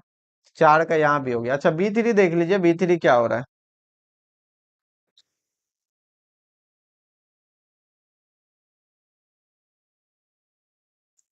One two zero zero zero zero 1 1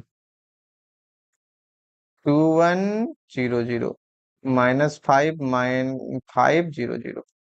फटाफट आप ये बता दो। इसका डिटर्मिनेंट 0 आ रहा है सर। हाँ तो फिर ये आपका बेसिस का पार्ट नहीं होगा, बेसिस नहीं होगा, बेसिस नहीं होगा। डिटर्मिनेंट 0 है तो रैंक आपके कितने होने चाहिए? 4 से कम होने चाहिए क्या? लेस 4 से देन, कम है? यस, हाँ लेस देख देन। लेते हैं। 2 से मल्टीप्लाई करके घटा दिए, 2 से मल्टीप्लाई कर दिए -3, ये तो आपके हो गए 0 0। 5 से मल्टीप्लाई करके ऐड कर दिए, 5 से मल्टीप्लाई कर दिए तो हो गया ये 15 और ये 0 0। बिल्कुल मुझे यहाँ पे क्लियरली दिख रहा है कि इसका रैंक जो है 4 से कम है, क्योंकि 4 डायमेंशनल को स्पेस को जनरेट करने के लिए रैंक 4 होना चाहिए था। तो ये तो आपका गया है ना। इसका मतलब इसका डिटर्मिनेंट जो होंगे 0 हो जाएंगे, तो रैंक ऑफ B3। तो आंसर कौन सा हो जाएगा?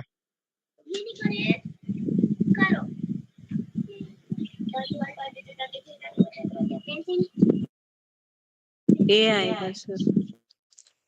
B1 and B2, right? B1 and B2 but not B3। B3 आपके बेसिस के पार्ट नहीं होंगे, but B1 and B2 basis हो जाएंगे, है ना। तो आंसर कितना हो गया ये? तो चेक करना पड़ेगा आपको। तो अच्छा एक चीज और, इस पे जो है ना, इस तरह के क्वेश्चन को हम स्टार्टिंग में ही बोले थे कि आपको इक्लॉन फॉर्म जो है ना वो प्रैक्टिस करना पड़ेगा, चाहे मैट्रिसेस में हो, बेसिस में हो, डायमेंशन में हो, लीनियर स्पैन दिखाना हो, एलआई दिखाना हो। इक्लॉन फॉर्म बहुत हेल्प करता है, क्योंकि वो number of rows, number of LI rows find करके देता है। जितना भी आपका मैट्रिसेस का रैंक 3 आया, तो उसका मतलब 3 एलआई रोज है उसके पास। सिस्टम ऑफ इक्वेशन को आप कन्वर्ट करो इक्लॉन फॉर्म में, मैट्रिसेस का रैंक 10 आया, that means system of equation के पास 10 एलआई रोज है। और नंबर ऑफ अननोन से 10 को घटा दो तो जितने आपके आते हैं वो एलआई सॉल्यूशन है। ठीक है, तो इस तरीके से आप होगा। तो आपके लिए इंपॉर्टेंट है कि आप इक्लॉन फॉर्म को जरूर देखो। देखो डिटर्मिनेंट तो मान लेते हैं हमेशा ये अपर ट्रायंगुलर जैसा था, ये लोअर ट्रायंगुलर था, लोअर ट्रायंगुलर था, तो डिटर्मिनेंट तो आसानी से कर हो जाता है। समटाइम्स ये क्वेश्चन थोड़ा सा अटपटा रहता है, तो आपको क्या करना पड़ता है? इक्लॉन फॉर्म ही सबसे बेस्ट ऑप्शन होता है। यहाँ तो डिटर्मिनेंट दिख रहा है कि 1 है, यहाँ डिटर्मिनेंट दिख रहा है 4 इंटू 3 इंटू 2 इंटू 1 है, क्योंकि लोअर ट्रायंगुलर है। यहाँ भी आसानी से कभी कभी हो जाएगा, लेकिन समटाइम्स क्या होगा कि डिटर्मिनेंट इजी नहीं रहेगा, 4/4 5/5। तो आप क्या करो, इक्लॉन फॉर्म देख लो, क्योंकि वेक्टर मुझे 4 एलआई चाहिए 4 डायमेंशनल स्पेस को जनरेट करने के लिए। आपके पास यहाँ पे 3 ही एलआई वेक्टर आ रहे हैं, दैट इज 3 एलआई रो हैं, फिर गड़बड़ है काम, ये नहीं होंगे बेसिस। तो चलिए ऑप्शन नंबर हो गया A. Next question, which of the following set of a function from R to R is a vector space. आप बता सकते हो कौन कौन सा वेक्टर स्पेस होगा? लिमिट है फंक्शन, अब ये फंक्शन वाला आ गया। चलिए ठीक है, फंक्शन को देखते हैं हम लोग। कहता है कि लिमिट जो है ना एक्सटेंडिंग टू 3 पे एफ का 0, ये कंडीशन है। Collection of all function from to R to R such that, ये आपको दिया गया है, इस तरह से लिखा गया है। S2 तो नहीं होगा ना? हाँ S2 नहीं होगा, चलिए आपने इतना कहा S2 नहीं होगा, बिल्कुल S2 नहीं होगा। v इक्वल टू आपके पास क्या है, v इक्वल टू एफ है सच दैट, इस तरह से आपको लिखते हैं सच दैट को। f जो है r से r S1 S2 में हो जाएगा। इज ए फंक्शन, ये आपका है v। इनमें से आपको कंडीशन लगाया जा रहा है S1 कहता है कि लिमिट 3 करने पे 0, तो अगर आप f ले लो 3 करने पे 0, g भी ले लो 3 करने पे 0, तो f प्लस जी भी करोगे तो भी, क्योंकि लिमिट को हम लोग सेपरेट कर सकते हैं अलग अलग तरीके से। तो नेसेसरी एंड सफिशिएंट कंडीशन देख लेते हैं। तो f लेट करते हैं F and G belongs to v से, इसका मतलब हो गया कि लिमिट एक्सटेंडिंग टू 3 में एफ एक्स का, ये भी हो गया आपका 0, एंड लिमिट एक्सटेंडिंग टू 3 में आपका एक क्वेश्चन कर देंगे ना, तो इससे आपका तीनों ऑप्शन हो जाएगा, ये भी आपका हो गया 0। अब ले लेते हैं कि हम फील्ड से कोई भी ए ले लेते हैं, फील्ड से, फील्ड बोले तो यहाँ पे रियल फील्ड है, ओवर आर है। अब करते हैं, आ जाओ, लिमिट एक्सटेंडिंग टू कितना है, sorry extending to 3, A F plus G, यही ना होगा, ये एक्स, इसका मतलब हो गया कि limit extending to 3 A F X, क्योंकि लिमिट डिस्ट्रीब्यूट हो जाता है, लिमिट एक्सटेंडिंग टू 3 यहाँ पे हो गया जी एक्स। आपको पता है कि ए और 3 एफ एक्स का हो जाता है 0 और प्लस 0, 0 प्लस 0 0, तो बस काम हो गया, क्योंकि उसके इसका मतलब ए एफ प्लस जी आपके कहाँ चले गए, S1 में, तो S1 तो बन गया, S1 हो गया आपके वेक्टर सब इस पे, ये नहीं होंगे क्योंकि आपके यहाँ पे a इंटू 1 और प्लस 1 कितना हो गया, तो a प्लस 1 हो गया। क्या a प्लस 1 1 के बराबर होगा हमेशा, जरूरी नहीं है, क्योंकि कंडीशन में आपको चाहिए 1, है ना। तो यहाँ पे a into 1 plus 1 is equal to a plus 1 is not equal to 1 for any a का वैल्यू 2 दे देंगे, 3 दे देंगे, 5 दे देंगे, उसके लिए हमेशा 1 नहीं होगा। अगर ये 1 नहीं होगा तो फिर आपका a f प्लस जी, जो हम लोग लिखते हैं ना a अल्फा प्लस बीटा, है ना, ये आपका इस पे तो बिलोंग ही नहीं करेगा S2 में। अच्छा, एग्जिस्ट करने वाला बात कहता है, एग्जिस्ट में तो 3 आए, 5 आए, 7 आए, होगा ही होगा, क्या दिक्कत है ये नहीं है हो ना, पाएगा ना? ये हो जाएगा, होगा कि नहीं होगा, बताइए पहले कंफर्म कीजिए, होगा कि नहीं होगा। सपोज hx इक्वल्स टू 1 ही आ जाए। आप क्वेश्चन देखिए ना, एग्जिस्ट लिख रहा है ना सिर्फ, यस ए के जैसे ही आएगा सर। जी के जैसे भी तो मान ले एग्जिस्ट तो में क्या तो दिक्कत, लिमिट 1 भी तो आ सकता है। 1 आएगा तो क्या वो एग्जिस्ट कर रहा है कि नहीं, हाँ या ना। हाँ, तो बस क्वेश्चन में तो आपको ऑप्शन दे रहा है कि बस वो एग्जिस्ट करना चाहिए, तो अगर दो फंक्शन का लिमिट एग्जिस्ट करता है तो उनका जब आप ऐड करोगे तो भी तो लिमिट एग्जिस्ट करेगा। अब वो एग्जिस्ट में 3 आए, 7 आए, 8 आए, उससे क्या मतलब है, समझ में आ रहा है बात, हाँ, हमको ठीक है ना। एग्जिस्ट से मतलब है कोई। हाँ, ये सिर्फ बोलता है कि एग्जिस्ट करना चाहिए, अस्तित्व में रहना चाहिए, ऐसा नहीं होना चाहिए कि दो दो फंक्शन का लिमिट एग्जिस्ट कर रहा है और ऐड किए तो पता चला कि डज नॉट एग्जिस्ट हो गया, ऐसा नहीं होना चाहिए, बस इतना देखना है आपको, क्लियर रहा बात, ठीक है। तो ये तो एग्जिस्ट कर जाएगा, कोई दिक्कत नहीं है। अच्छा, किसी एक फंक्शन को अब किसी रियल नंबर से मल्टीप्लाई कर दो, उनके बाद लिमिट निकालो तो भी एग्जिस्ट करेगा ना, ऐसा तो नहीं है रियल नंबर में हम इन्फिनिटी ले लेंगे, ऐसा तो कर नहीं सकते, कोई फाइनाइट लीजिएगा। तो एग्जिस्ट वाला केस है ना, तो ये हो जाएगा, ये आपके वेक्टर स्पेस होंगे, ये नहीं होंगे, ये हो जाएंगे, एग्जिस्ट में यस हो सर, जाएंगे। तो आपके कौन से ऑप्शन जाएंगे बोलिए, yes C option. C option हो जाएगा, समझ में आया, ठीक है, क्या क्लियर है, किसको करना आप लोग कर सकते हैं ना, हम एक सिर्फ बताए, इसी तरह से आप इनके लिए कर सकते हो, ठीक है। तो ये चीजें यहाँ से क्लियर होता है, ए नंबर के लिए फॉर S1 तो इसका मतलब हो गया कि ए एफ प्लस जी जो है ये बिलोंग कर जाएगा S1 में, इसका मतलब हो गया S1 is a vector space, अच्छा ये किससे किए, नेसेसरी एंड सफिशिएंट वाला जो होता है हम लोग उसी को ट्राई किए हैं, ठीक है। अब जैसे कि दोनों को जोड़े हैं, दोनों को जोड़ने का मतलब F plus G, that is addition of 2 vector, क्योंकि इसका फंक्शन एक वेक्टर है।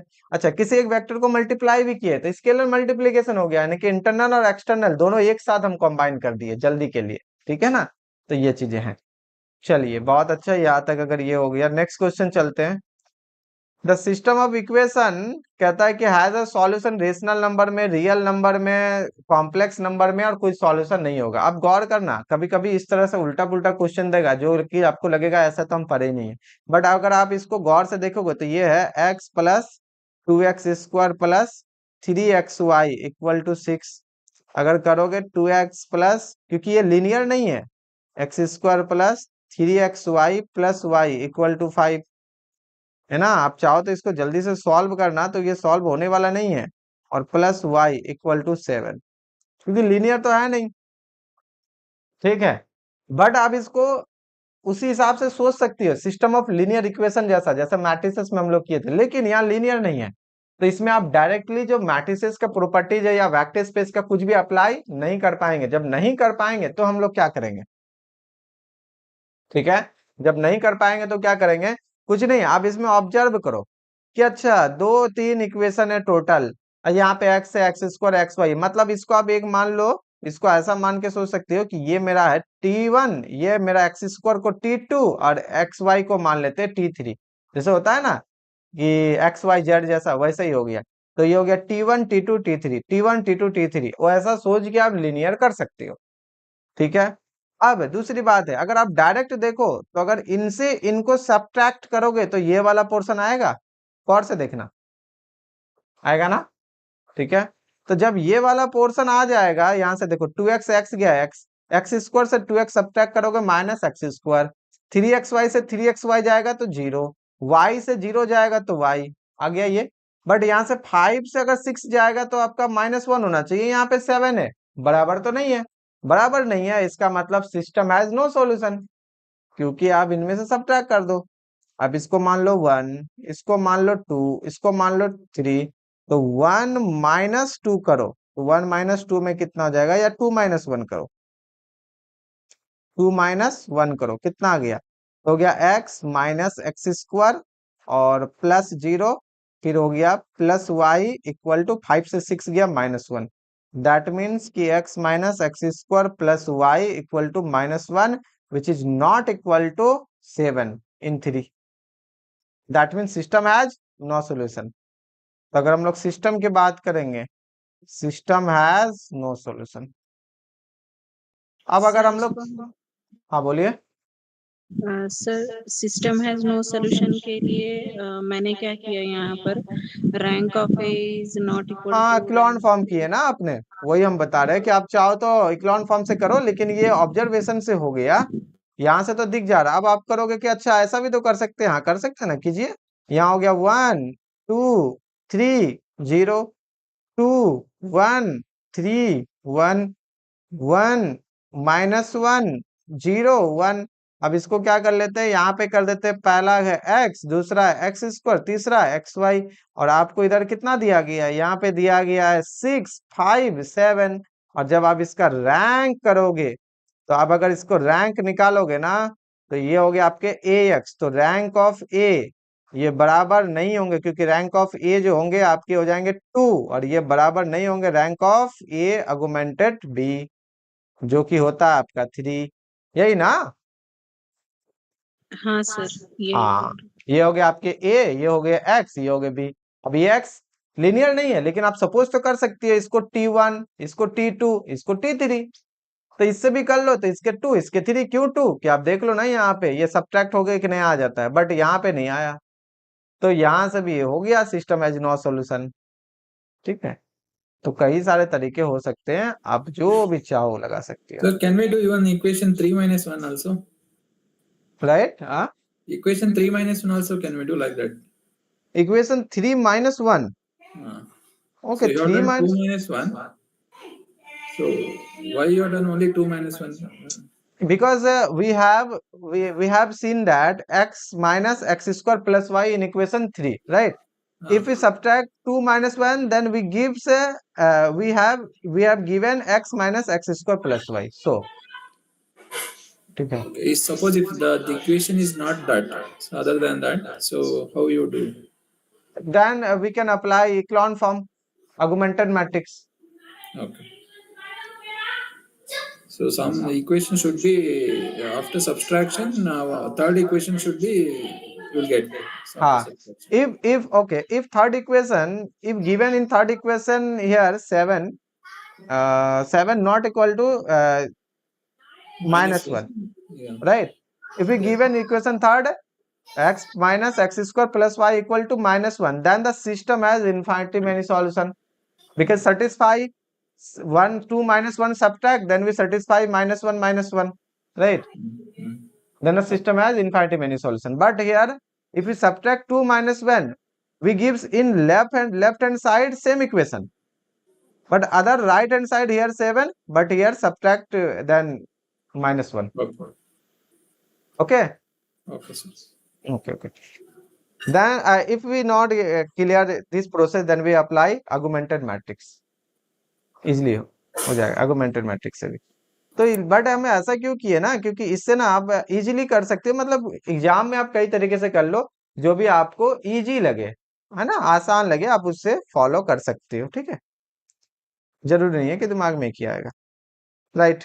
आप इस क्वेश्चन को बोलो, let V denote the vector space of all real valued continuous function on the closed interval 0 1. Okay, let W be the subspace of V spanned by sin x, cos x and tan x.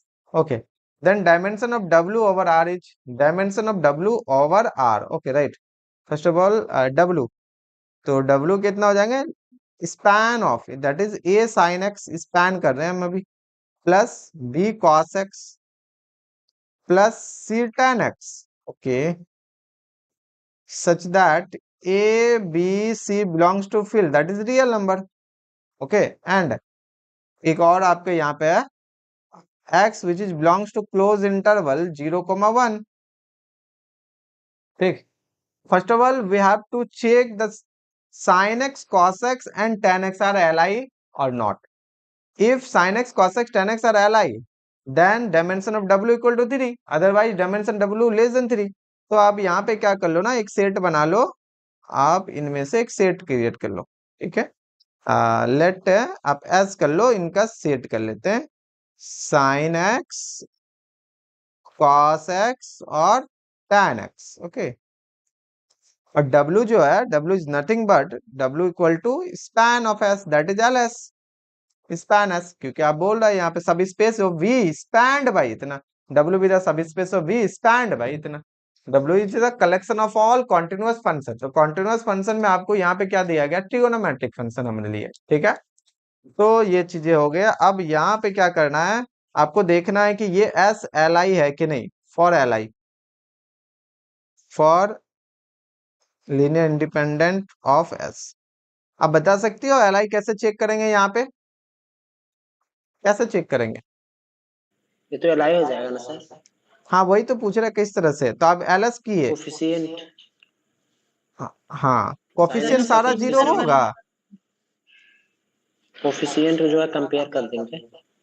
ये आपको L I के लिए चाहिए, मुझे चाहिए A B C. Coefficient compare कैसे करोगे, trigonometric function है, पॉलिनोमियल थोड़ी है। सर x जो है ना इंटरवल में बिलोंग करता है ना, तो अगर हाँ, हम ठीक। x की वैल्यू 0 या फिर 1 रख देंगे तो यहाँ से हमारे पास वैल्यूज आएंगी ना, साइन, कॉस और tan की। तो साइन एक्स का जो है एक्सपेंशन भी तो x square x plus x cube by 3 factorial something ऐसे होता है, ठीक, बट ऐसे इनफाइनाइट process- एक्सपेंशन है, ये पॉलिनोमियल नहीं है। एक मिनट, कोफिशिएंट कंपेयर नहीं कर सकते यहाँ पे। ना, X cube by 3 plus X, आपको क्या लगता है राइट साइड ये पॉलिनोमियल है? This is not a polynomial. क्यों? Because Yes, sir, a infinite polynomial लग हैज फिक्स्ड डिग्री। यहाँ आपकी डिग्री फिक्स कहाँ है, इन्फिनिटी जा रहा है ये। तो कोई भी पॉलिनोमियल जो होता है ना, उनका डिग्री फिक्स होता है। दिस इज एक बोल सकता है type of polynomial but not a polynomial. अगर ये पॉलिनोमियल हो गया तो फिर तो ये ट्रिगोनोमेट्रिक कहाँ रहा, ठीक है ना। तो ये पॉलिनोमियल नहीं है। जब मेरे पास फिक्स डिग्री रहेंगे तो ही पॉलिनोमियल है, तो हम लोग कोफिशिएंट को कंपेयर करेंगे ना, तो यहाँ नहीं कर सकते हैं। बट इसने किसी ने कहा कि सर यहाँ पे जो एक्स का रेंज है वो तो 0 से 1 क्लोज इंटरवल है, राइट? तो इसमें से एक्स के कोई भी वैल्यू आप यहाँ पे पुट कर सकती हो पर्टिकुलर। तो एक काम करते हैं, 0 1 के बीच में आप एक एक्स बराबर 0 ले लो, और एक्स आप पाई बाई 4 भी कर सकते हो, क्योंकि पाई बाई 4 भी तो आई थिंक, हाँ पाई बाई 4 भी 0 1 के बीच में है, या पाई बाई 6 भी कर दो, पाई बाई 6 भी 0 1 के बीच में है ना? तो इस तरह से आप रख सकती हो वैल्यू। तो हम लोग चेक करेंगे पर्टिकुलर अलग अलग। अगर एट एक्स इक्वल टू 0 पे, 0 पे कितना हो जाएगा, अब इनको देखना, 0 पे ये 0 पे कितना हो गया, तो हो गया ए साइन 0 का वैल्यू 0, बी कॉस 0 का वैल्यू 1, और सी tan 0 का वैल्यू 0। तो आपको यहाँ से क्या दिखा, बी बराबर 0, हाँ या ना? ये आपके पास एक आ गया। अच्छा, कोई भी वैल्यू एक्स का हो सकता है ना उस इंटरवल पे। तो चलिए अगला लेते हैं, एट एक्स इक्वल टू कितना, जैसे हम बोले अभी पाई बाई 4, कोई भी ले सकते हो आप पाई बाई 4। तो पाई बाई 4 के लिए ए सर साइन पाई आपने बाई पाई 4 बाय का 4 1 ही बाई क्यों रूट लिया टू, है? पाई बाई 4 आएगा ना 0 1 के बीच में, और बी 1 बाई रूट टू, और सी tan पाई बाई 4 कितना होता है, 1 होता है। तो आपको यहाँ से कितना निकल गया, अच्छा बी तो 0 है, उठा के यहाँ रख दो, तो A by root two plus C equal to 0, यही ना आया, A by root two plus C equal to 0, ये दूसरा इक्वेशन बना। एक में तो बी 0 कर दिया। अच्छा, और भी ले सकते हैं, जैसे पाई बाई 6 करते हैं, पाई बाई 6, तो at X equal to pi by 6, वो भी 0 1 के बीच में होगा। तो उस केस में ए पाई बाई 6 में साइन कितना वैल्यू देता है, 1 बाई 2 होता है ना। अच्छा, बी कॉस पाई बाई 6 में root 3 by 2, plus C tan pi by 6 में कितना होता है, 1 बाई रूट 3 ना, कंफर्म करना, ठीक है। तो हो गए ए बाई 2, बी तो 0 है, बी रख दिए, तो हो गए ए बाई 2 और प्लस सी बाई रूट 3। अब इनमें से देख लो ना, इन दोनों को यूज कर लो, इन दोनों से। तो अगर आप इन दोनों से यूज कर लोगे तो आपको क्या आएंगे, इन दोनों से, यहाँ से आपको ए बराबर सी बराबर 0 आ जाएंगे, क्योंकि देखो ना दोनों अलग अलग हैं, हाँ या ना? ठीक है, इन दोनों से, इससे और इससे ए बराबर सी बराबर 0 आ जाएंगे। अब यहीं से ए का वैल्यू उठा के रख दो ना, ए का वैल्यू सी के टर्म में यहाँ रख दो, और फिर यहाँ पे सी का कोफिशिएंट तो नॉन जीरो होगा, इसका मतलब सी 0 हो गया। तो इजिली यहाँ पे ए बराबर सी बराबर 0 और बी बराबर 0, दैट मीन्स आपको यहाँ से कितना पता चल गया कि एस जो होगा मेरा वो एल आई हो गया, एस जो होगा वो मेरा एल आई हो गया, ठीक है, ये एस हो गया एल आई। जैसे ये हो गया, इसका मतलब क्या हो गया, मेरे पास एस इज लीनियर इंडिपेंडेंट। अगर लीनियर इंडिपेंडेंट है तो एस में कितना सारे वेक्टर है, तो 1 2 3 3 वेक्टर है, इसका मतलब डायमेंशन जो हो जाएंगे मेरे पास, dimension of W equal to 3, dimension of W equal to 3। क्या ये समझ में आया? सर हम पाई बाय 3 क्यों नहीं ले रहे हैं, pi by 2, pi by 3? Pi by 2 1 से बड़ा हो जाएगा ना जी। आप क्या बोल रहे हो, at X equal to pi by 2 बोल रहे हो? हाँ सर, एक्स का जो रेंज है ना 0 to 1, तो उसमें पाई जैसे बाई 2 तो आपने, 1 से बड़ा ना है। अच्छा, और पाई बाय 3 भी बड़ा है क्या तो सर? पाई बाई 3 1 से छोटा ही ना होगा। फिर पाई बाय 3 क्यों नहीं लिया सर आपने, डायरेक्ट पाई बाय 4 से स्टार्ट क्यों आप किया? पाई, अच्छा पाई बाई 3 भी तो 1 से बड़ा ना, क्योंकि पाई का वैल्यू तो 3.14 है ना, इसलिए लिए। अच्छा, ये तो 1 से बड़ा है, तो कैसे लेंगे आप बताओ, इसलिए मैंने पाई बाई 4 पाई बाई 6 ले लिया। अब समझ में आ गया सर, थैंक यू। हाँ ठीक है ना, क्योंकि 0 और 1 के बीच में चाहिए ना, तो 0 1 के बीच में आप कोई भी वैल्यू ले सकती हो, तो कोई भी वैल्यू ले सकती हो। तो हमने पाई बाई 4 पाई बाई 6 लिया, मुझे आसान लगा क्योंकि 0 1 के बीच में है। आप पाई बाई 2 पाई बाई 3 नहीं ले सकते हैं, क्योंकि वो 1 से बड़ा है। मे बी उनमें भी आंसर आ जाए, लेकिन सर मुझे कोई दिया गया नहीं ना है। मैट्रिक्स के थ्रू कोई रॉन्सिंग कोई फार्मूला होता है क्या इंडिपेंडेंट चेक करने का, रॉन्सिंग फार्मूला ऐसा कुछ? बीएससी रॉन्स्कियन में पढ़े आपको थे। पढ़ाया नहीं है ना, तो हम कैसे करेंगे, वो ऑर्डिनरी अच्छा, डिफरेंशियल इक्वेशन में है, ठीक है। हाँ, तो वो आपको पढ़ाया नहीं है, ग्रेजुएशन में एवल ऐसा कुछ फॉर्मूला पढ़े में थे। आता है, रॉन्स्कियन आता है, एलआईएलडी चेक करने का रॉन्स्कियन बहुत अच्छा है। रॉन्स्कियन में क्या होता है ना कि अब वो वो तो अलग डिटर्मिनेंट टॉपिक में चला उसको गया। डिफरेंशिएट कुछ करते हैं ऐसा कुछ बिल्कुल था। बिल्कुल बिल्कुल, आप डेरिवेटिव पार्शियली करते जाओ, 1 मिनट। अब उसका डिटर्मिनेंट चेक कर लो, वो इजीली दिख जाएगा, डिटर्मिनेंट 0 तो एल डी, अगर डिटर्मिनेंट नॉन 0 तो एल आई। 1 मिनट, रॉन्सिंग कुछ था ऐसे।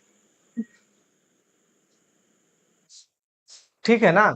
इसलिए हम रॉन्स्कियन नहीं बताए हुए हैं, क्योंकि वो हम पढ़ाए ही नहीं है, तो कैसे उस पर डिस्कस करेंगे। लेकिन हाँ, नहीं होता है, ठीक, बिल्कुल होता है। ऐसे टाइम लग जाएगा रॉयस। क्या होता है हाँ एग्जैक्ट सर बता दीजिए यहीं पे। हाँ ठीक है, वो हम कर देंगे। वो बहुत अच्छा तरीका होता है LI LD चेक करने का, अगर रॉन्स्कियन को इस तरह से ट्रिग्नोमेट्रिक लिखते फंक्शन हैं। के लिए सही है, कोई टेढ़ा मेढ़ा फंक्शन आ गया उसके लिए सही है। हाँ हाँ, इस तरह से होता है। अगर वो रॉन्स्कियन का वैल्यू 0, इसका मतलब सारे LD, सिर्फ सारे LD ही नहीं है, उसका लीनियर कॉम्बिनेशन उस इसमें इंटरवल में हर जगह 0 हो जाएगा, तो वो अलग चीज है। ठीक है ना। तो आप चलिए ठीक है, ये समझ में आ गया ना। इसके आंसर कितने हो गए? 3 हो गए। इसके आंसर हो गए 3, राइट। चलिए नेक्स्ट क्वेश्चन। कितना हो गया अभी तक? 9 क्वेश्चन हुआ, 10 क्वेश्चन। ठीक है, हम तो सोचे आज 20 हो जाएगा, लेकिन थोड़ा टाइम लग रहा है आप लोगों को भी। हाँ ये बताइए तो, इसका क्या होगा? M4 विदा, अच्छा ये किस ईयर में पूछा गया पता नहीं। इसी तरह से आपकी ये 2020 में होगा या कुछ। ठीक है, M4 be the space of all 4x4 matrices over R, let W आपको दिया गया M4 से। कंडीशन आप ना यहाँ पे देख लो, कहता I plus J equal to K A I जे 0, तो फॉर के इक्वल टू यहाँ से यहाँ तक। हम इसको थोड़ा अच्छे से लिख देते हैं, इसको थोड़ा सा अच्छे से लिख रहे हैं। आपको जो W दिया गया है, वह दिया गया है इक्वल टू ए आई जे, या सीधे सीधे A M4R से ले लेते हैं, वही बात है। ये बिलोंग्स टू M4R, मतलब 4x4 का मैट्रिक्स, जिसको हम लोग GLN4 लिखते थे, है ना। और सच दैट यहाँ पे कहा गया है कि सीरीज आपको लेना है AIJ 0 होगा, जहां पे क्या हो जाए I प्लस जे बराबर के। ठीक है, और फॉर तो के का वैल्यू क्या है? अलग अलग है, 2 3 4 5 6 7 8, इतना ही है। तो आपको पूछ रहा है कि डायमेंशन ऑफ W कितना होगा? बता सकते हो डायमेंशन ऑफ W? अच्छा, 7। डायमेंशन ऑफ W कितना होगा? 4x4 का डायमेंशन कितना होता है? 16, है ना। Dimension of V, dimension of V मतलब M4R, यही हो गया। और माइनस नंबर ऑफ, ये हम लोग वो किए थे ना, linear independent Yes. Condition, condition. तो डायमेंशन ऑफ M4R का 16, 4x4 का n/n का n² होता है, रियल नंबर सिस्टम से R है। ठीक है ना, मैट्रिसेस ओवर R, और यहाँ पे भी आपके R से ही ले रहा है। तो 16 माइनस कितना कंडीशन है, आप यहाँ पे बता सकते हो काउंट करके? कितना कंडीशन है इस जगह पे? कितने कंडीशन है? 7. 1 2 3 4 5 6 7, 7 का 7 कंडीशन है। अगर Yes, 7 तो कंडीशन है तो इसका कितना आंसर हो जाएगा, बोलिए? 9 आएगा सर। का 16 माइनस 7, क्योंकि हाँ मैट्रिक्स मैंने बनाई सर, तो मैट्रिक्स में क्या हो रहा है कि यहाँ पर A11 की वैल्यू 0 हो रही है, A12 इक्वल टू -A21, ऐसा बिल्कुल होगा। कंडीशंस देखिए देखिए देखिए, आप कंडीशन को अगर ब्रेक करना चाहो तो लीजिए, हम कंडीशन को ब्रेक कर देते हैं। अगर आपको कंडीशन ब्रेक करना है तो हम कंडीशन को ब्रेक कर देते हैं, कोई दिक्कत नहीं है।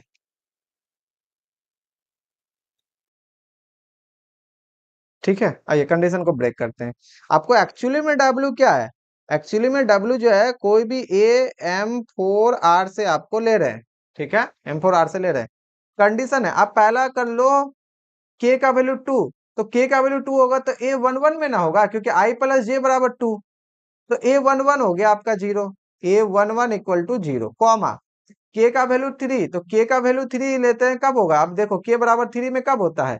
तो A12 प्लस A21, क्योंकि यही ना होगा, 2 और 1 3, और 2 और 1 3, और कभी होगा? हाँ, एक और हो सकता है A22, नहीं 22 में तो 4 चला गया, बस यही दोनों होने वाला है। 22 में 4 हो गया। कहता है कि समेशन है, मेरे पास क्या है यहाँ पे, आप गौर करना, ये समेशन है, तो समेशन है तो हम ऐड कर दिए। तो आपका अगला कंडीशन हो गया A12 plus A21 equal to 0। अच्छा, K इक्वल टू, आप बताओ 4 के लिए क्या क्या होगा? 4 के लिए, तो 4 के लिए हो सकता है A13 plus A22 plus A31 equal to 0। समझ में आ रहा है? तीनों को ऐड क्यों किया? क्योंकि समेशन में है। वो सारे आई जे को के बराबर करना है, तो 4 के लिए 3 प्लस 1, 2 प्लस 2, 1 प्लस 3। इसी तरीके से आपके कंडीशन है। अच्छा, के इक्वल टू 4 हो गया, के इक्वल टू 5, तो 1 4 में 5 आ जाएगा। अच्छा, 2 3 में भी 5 आएगा, फिर 3 2 में भी 5 आएगा, और 4 1 में भी 5 आएगा, आगे 5 में नहीं होगा। तो ये इस तरीके से आपके कंडीशन बढ़ेंगे। कितने सारे? तो 1 2 3 4 5 6 7, जो भी आपको यहाँ पे दिया गया है के का वैल्यू। अच्छा, सारे के सारे एलआई है, हाँ बिल्कुल। क्या ये यहाँ डिपेंड कर रहा है? कहाँ कर रहा है? क्या ये दोनों इस पर डिपेंड कर रहा है? कोई रिलेशन ही नहीं है दोनों में। क्या ये वाले तीनों इसमें डिपेंड कर रहे हैं? नहीं कर रहे हैं। ठीक है, तो इस तरीके से अब आटो का आटो कंडीशन को हम लोग कर सकते हैं। सॉरी, सातों के साथ 7 कंडीशन यहाँ पे गिवन है, इनसे हम लोग कर सकते हैं। क्या ये समझ में आया? सर ये फर्स्ट वन वाला आपने जो किया है ना वो बहुत सिंपल है, तो वो एक बार फिर से बताइए ना। फर्स्ट वन वाला तो हम यही बोले ना कि हमने तो कल लिखाया भी था कि डायमेंशन अगर W का चाहिए तो dimension of V minus number of ally condition. Dimension of V मतलब यहाँ पे कितना है? यहाँ पे M4 का डायमेंशन कितना होता है? 4 × 4 दैट इज 16। ठीक, M4 is the space of all 4x4 matrix. हम लोग बोले थे कि अगर n×n मैट्रिक्स है तो डायमेंशन n² हो जाएगा रियल नंबर सिस्टम में, 2n² हो जाएगा अगर फील्ड आपके रियल है और एंट्रीज आपके कॉम्प्लेक्स है। ठीक है, इनफाइनाइट हो जाएगा जब आपके फील्ड Q है और एंट्रीज आपके या तो R से या C से। इस तरह से हम लोग थोड़ा थोड़ा डिस्कस किए हैं। तो यहाँ तो 16 हो गया तो हमने 16 कर दिया। अब कंडीशन कितने हैं? तो यहाँ पे जितने के उतने कंडीशन, क्योंकि अलग अलग के लिए तो अलग अलग कंडीशन बनेगा ना। तो एक काउंट कर लिए, 1 2 3 4 5 6 7, टोटल 7 के हैं, दैट इज 7 कंडीशन। 1 2 3 4 5 6 7, तो हमने घटा दिया नंबर ऑफ एलाई कंडीशन। अच्छा, एलाई क्यों लिखे हैं? क्योंकि यहाँ पे हो सकता है कोई कंडीशन अगर आपका डिपेंड कर जाए, जैसे कल के क्लास में भी हम लोग किए थे, है ना। 3 कंडीशन दिए, पता चला तीनों कंडीशन जो है एक दूसरे पर डिपेंड कर रहा है, दैट इज उनमें से क्या है कि एक कंडीशन जो है आपका एलडी है, तो उनको हटा दिए। तो आपके एलआई यहाँ पे आपको क्या करना है? सब्ट्रैक्ट करना है। तो यहाँ पे सातों के सातों एलआई है तो सीधे सीधे 9 हो गया। एलआई सब्ट्रैक्ट करना, ध्यान रखना। और यहाँ सारा एलआई है, मुझे वेक्टर स्पेस या मैट्रिसेस को जनरेट करने की जरूरत ही नहीं है। नहीं तो आप 4x4 का बनाना पड़ जाएगा आपको, फिर टाइम लगेगा। जिनमें से पहला 0, दूसरा से A12 करोगे, A12 तो आप फिर इस कंडीशन से देखो 12 को -21 लिख सकते हैं, फिर -A21, आपको ऐसा करके करना पड़ेगा। फिर आप 13 करो, 13 के इसके जगह पे भी आप अलग अलग करके नेगेटिव पॉजिटिव ऐड करके करोगे तो बड़ा सा मैट्रिक्स बनेगा। ठीक है, तो क्यों उतना करने जाए, ऐसे ही हो जाएगा ये। कुछ भी समझ में आया?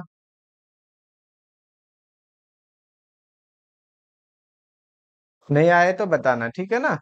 यस सर, ठीक है। हाँ, अब आगे का कंडीशन लंबा लंबा है, इसमें 4 है, आगे 5 ऐड होंगे, 6 टर्म ऐड होंगे, तो इसको छोड़ देते हैं। एक दूसरे आंसर, से डिपेंड नहीं कर रहे। हाँ। अब जैसे ये क्या है, कंसिडर द, ये भी आपके किसी न किसी ईयर में पूछे गए हैं। ठीक है, हम देख लेते हैं ईयर कहाँ का है। Consider the order basis V1 V2 V3, what are the coordinate. अच्छा, ये आपके लीनियर ट्रांसफॉर्मेशन से रिलेटेड है। ठीक है, फिर भी अभी ऑर्डर बेसिस आपको बता देते हैं। ऑर्डर बेसिस ऐसा होता है जिसका पोजीशन आप चेंज ना करो, पोजीशन चेंज कर दोगे बेसिस बदल जाएगा। जैसे कि लिए आपको आएंगे कल के क्लास, मतलब नेक्स्ट क्लास जब भी लीनियर अलजेब्रा के होंगे, अगर कल भी हम लोग क्वेश्चन आंसर सेशन करते हैं तो परसों के क्लास में, ठीक है ना, आपको ऑर्डर बेसिस वगैरह भी बताएंगे क्या होता है। वो लीनियर अलजेब्रा में, लीनियर ट्रांसफॉर्मेशन में इंपॉर्टेंट है। ठीक है, तो वहां पे आपको लिए ये बता देते हैं, अगर कोई भी मान लेते हैं कि आपका एस बेसिस है, ध्यान रखना E1 स्टैंडर्ड लिख रहे हैं, E1 E2 E3 मतलब स्टैंडर्ड बेसिस जो 100 वाला है। इजे बेसिस फॉर किसके लिए? आपके R3/R। तो अगर आप इसको S1 मानते हैं, S2 मानते हैं, हम इसको क्या कर रहे हैं, E1 E2 E1 E3, क्या ये बेसिस होगा? बिल्कुल होगा। इजे बेसिस फॉर R3/R। अगर हमने कर दिया S3 कर देते हैं यहाँ पे E1 E3 E2, इस तरह से कर सकते हैं ना हम लोग, ये भी तो बेसिस हो जाएगा। ये बेसिस फॉर R3/R। क्या तीनों बेसिस में कोई चेंजेस है? मुझे ये बताइए, कोई चेंजेस है तीनों बेसिस में? E1 का मतलब कि 100 ना। हाँ, स्टैंडर्ड है, स्टैंडर्ड। E1 में that means E1 that means 100। कोई चेंजेस तो नहीं है। हाँ, कोई चेंजेस नहीं ना है, सब तो वही है, सिर्फ हमने तो पोजीशन अलग किया है। Yes sir. और सेट में पोजीशन मैटर थोड़ी करता है, ये सेट है। तो सेट में आप E1 पहले लिखो, बाद में लिखो, मिडिल में लिखो, क्या फर्क पड़ता है? कोई फर्क पड़ेगा? नहीं पड़ेगा। तो यहाँ पे ये तो बेसिस तीनों का तीनों, बट ऑर्डर बेसिस में ये अलग अलग बेसिस है। ऑर्डर बेसिस में कहता है कि जो पोजीशन आपको पहले दिया गया आप उन्हीं को फर्स्ट में रखो, चेंज ना करो। आपको E1 को आपने कहाँ रख दिया, मिडिल में। नेक्स्ट में E1 को आपने फर्स्ट में रखा, तो E3 को आपने कहाँ रख दिया, मिडिल में। तो इन ऑर्डर बेसिस में ना ये तीनों डिफरेंट बेसिस है। ऑर्डर बेसिस का मतलब जो पोजीशन आपको दिया गया है वो फिक्स रखना है, right.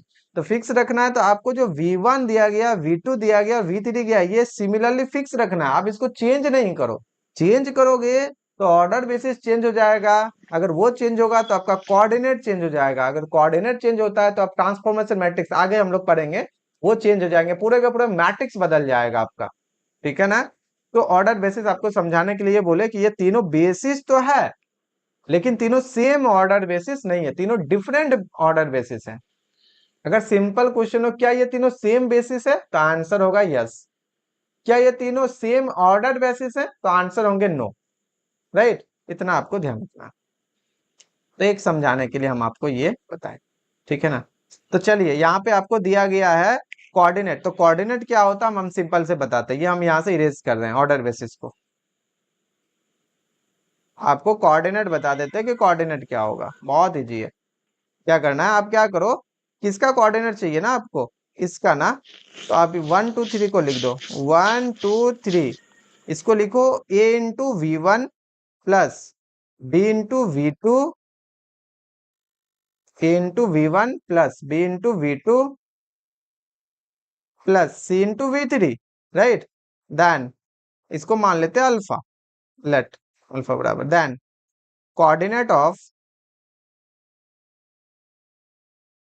Coordinates of alpha is क्या हो जाएंगे आपके, a comma b comma c। अगर आप इसको a into V1 b into V3 और V2 c इंटू V3 लिख दो, तो अल्फा का जो कोऑर्डिनेट होगा वो ABC होगा। समझ में आया ऑर्डर बेसिस क्यों नहीं होता है। अगर आप V2 को पहले लिख दोगे तो आपके तो B फर्स्ट में हो जाएंगे, तो पोजीशन नहीं बदल जाएंगे, ठीक है। इसीलिए जैसा पोजीशन दिया गया, फर्स्ट में ये है तो फर्स्ट में लिखेंगे, सेकंड में है तो सेकंड में, थर्ड में है तो थर्ड में लिखेंगे, ठीक है। तो आप फटाफट मुझे बताओ A1 A2 A3 क्या होगा, फटाफट। आपको दिया गया है 1 2 3 B1, फटाफट करके आप बताओ A1 A2 A3 क्या होगा।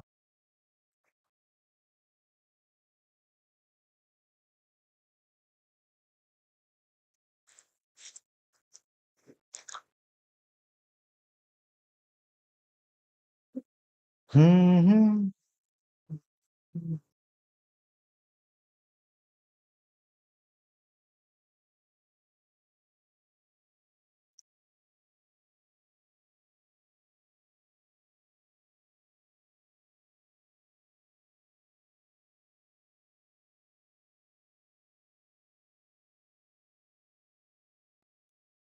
अच्छा टाइम हो गया ना, मुझे ध्यान में नहीं रहा। ठीक है आप बताइए, इसके बाद देख रहे हैं। -1 -1 3। अच्छा रुके 1 मिनट, हम यहाँ इसको भी लिख, अच्छा ठीक है ये हम लिख देंगे। कौन सा ऑप्शन आ रहा है ये बता दो आप फटाफट। डी ऑप्शन आ रहा है डी इसमें। आ रहा है ना। अब यहाँ से तो इजीली देख सकते हैं ना जी, सी बराबर तो 3 आ गया, इसमें तो कोई डाउट ही नहीं है। अब आ जाएंगे बी प्लस सी बराबर 2, सी बराबर 3 है तो बी बराबर कितना हो गया, 2 - 3 इक्वल टू -1। और फिर आ जाएंगे and A plus B plus C बराबर 1। आपको बी का वैल्यू कितना हो गया, बी का वैल्यू -1 और सी का वैल्यू हो गया 3 इक्वल टू 1। तो कितना हो गया यहाँ पे, तो ए बराबर हो गए यहाँ से आपके 2, 1 - 2 -1 हो जा रहा है ना यहाँ पे।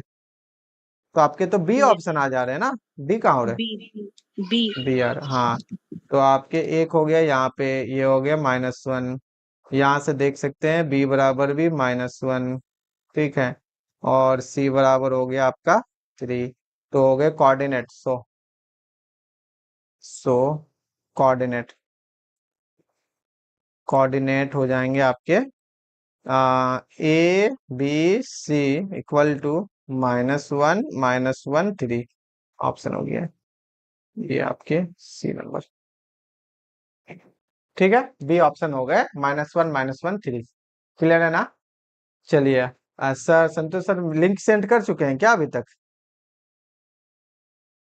नहीं सर, अभी नहीं तक किए नहीं ना। तो आया। एक क्वेश्चन और करते हैं ना, ये वाले।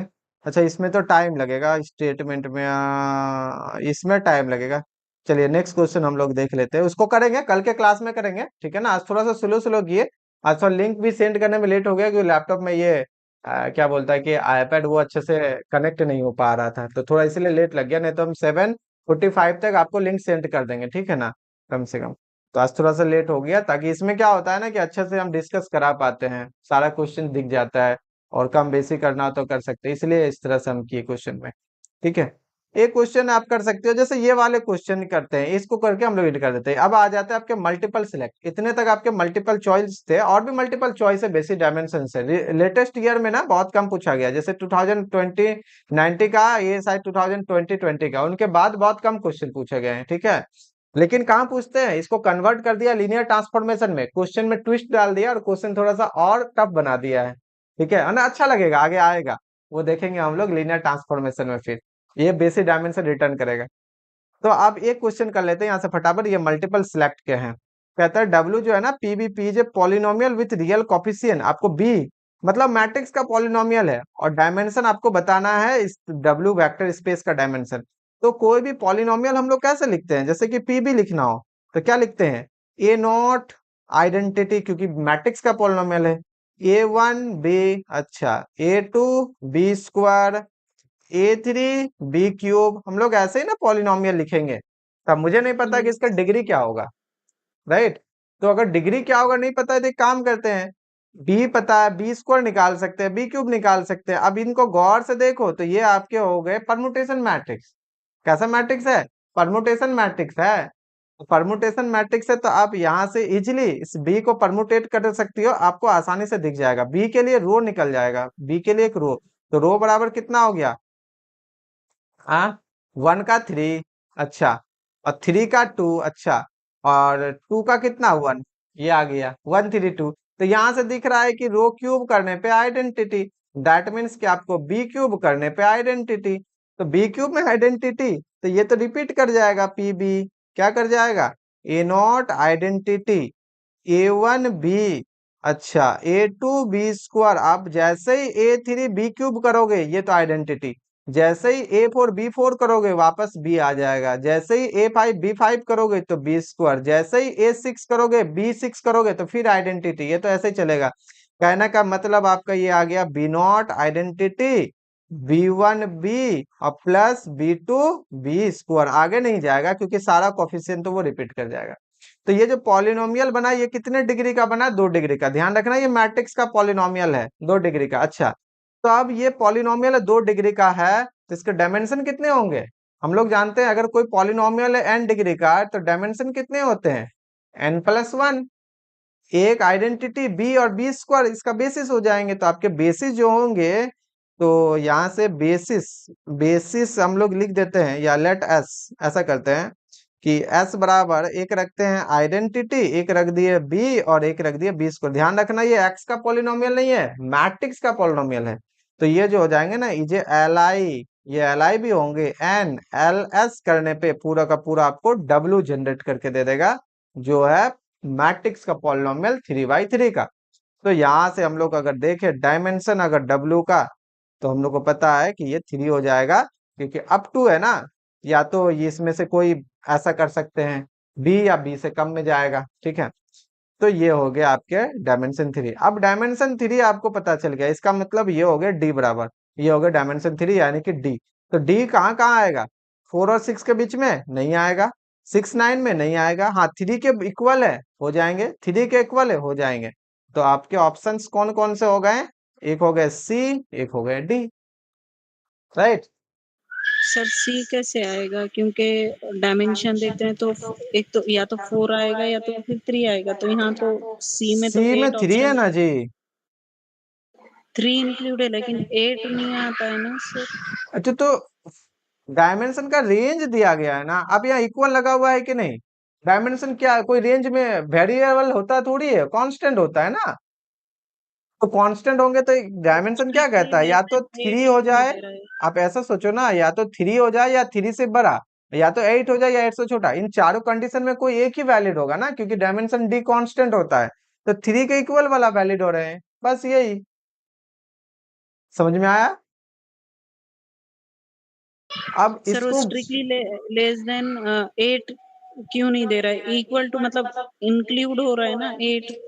क्या ये कहना गलत होगा? क्या ये 3 कहना, अगर हम ऐसा लिखे कि ये 3 बिलोंग करता है 0 से लेकर 10 के बीच में, क्या ये कहना गलत होगा?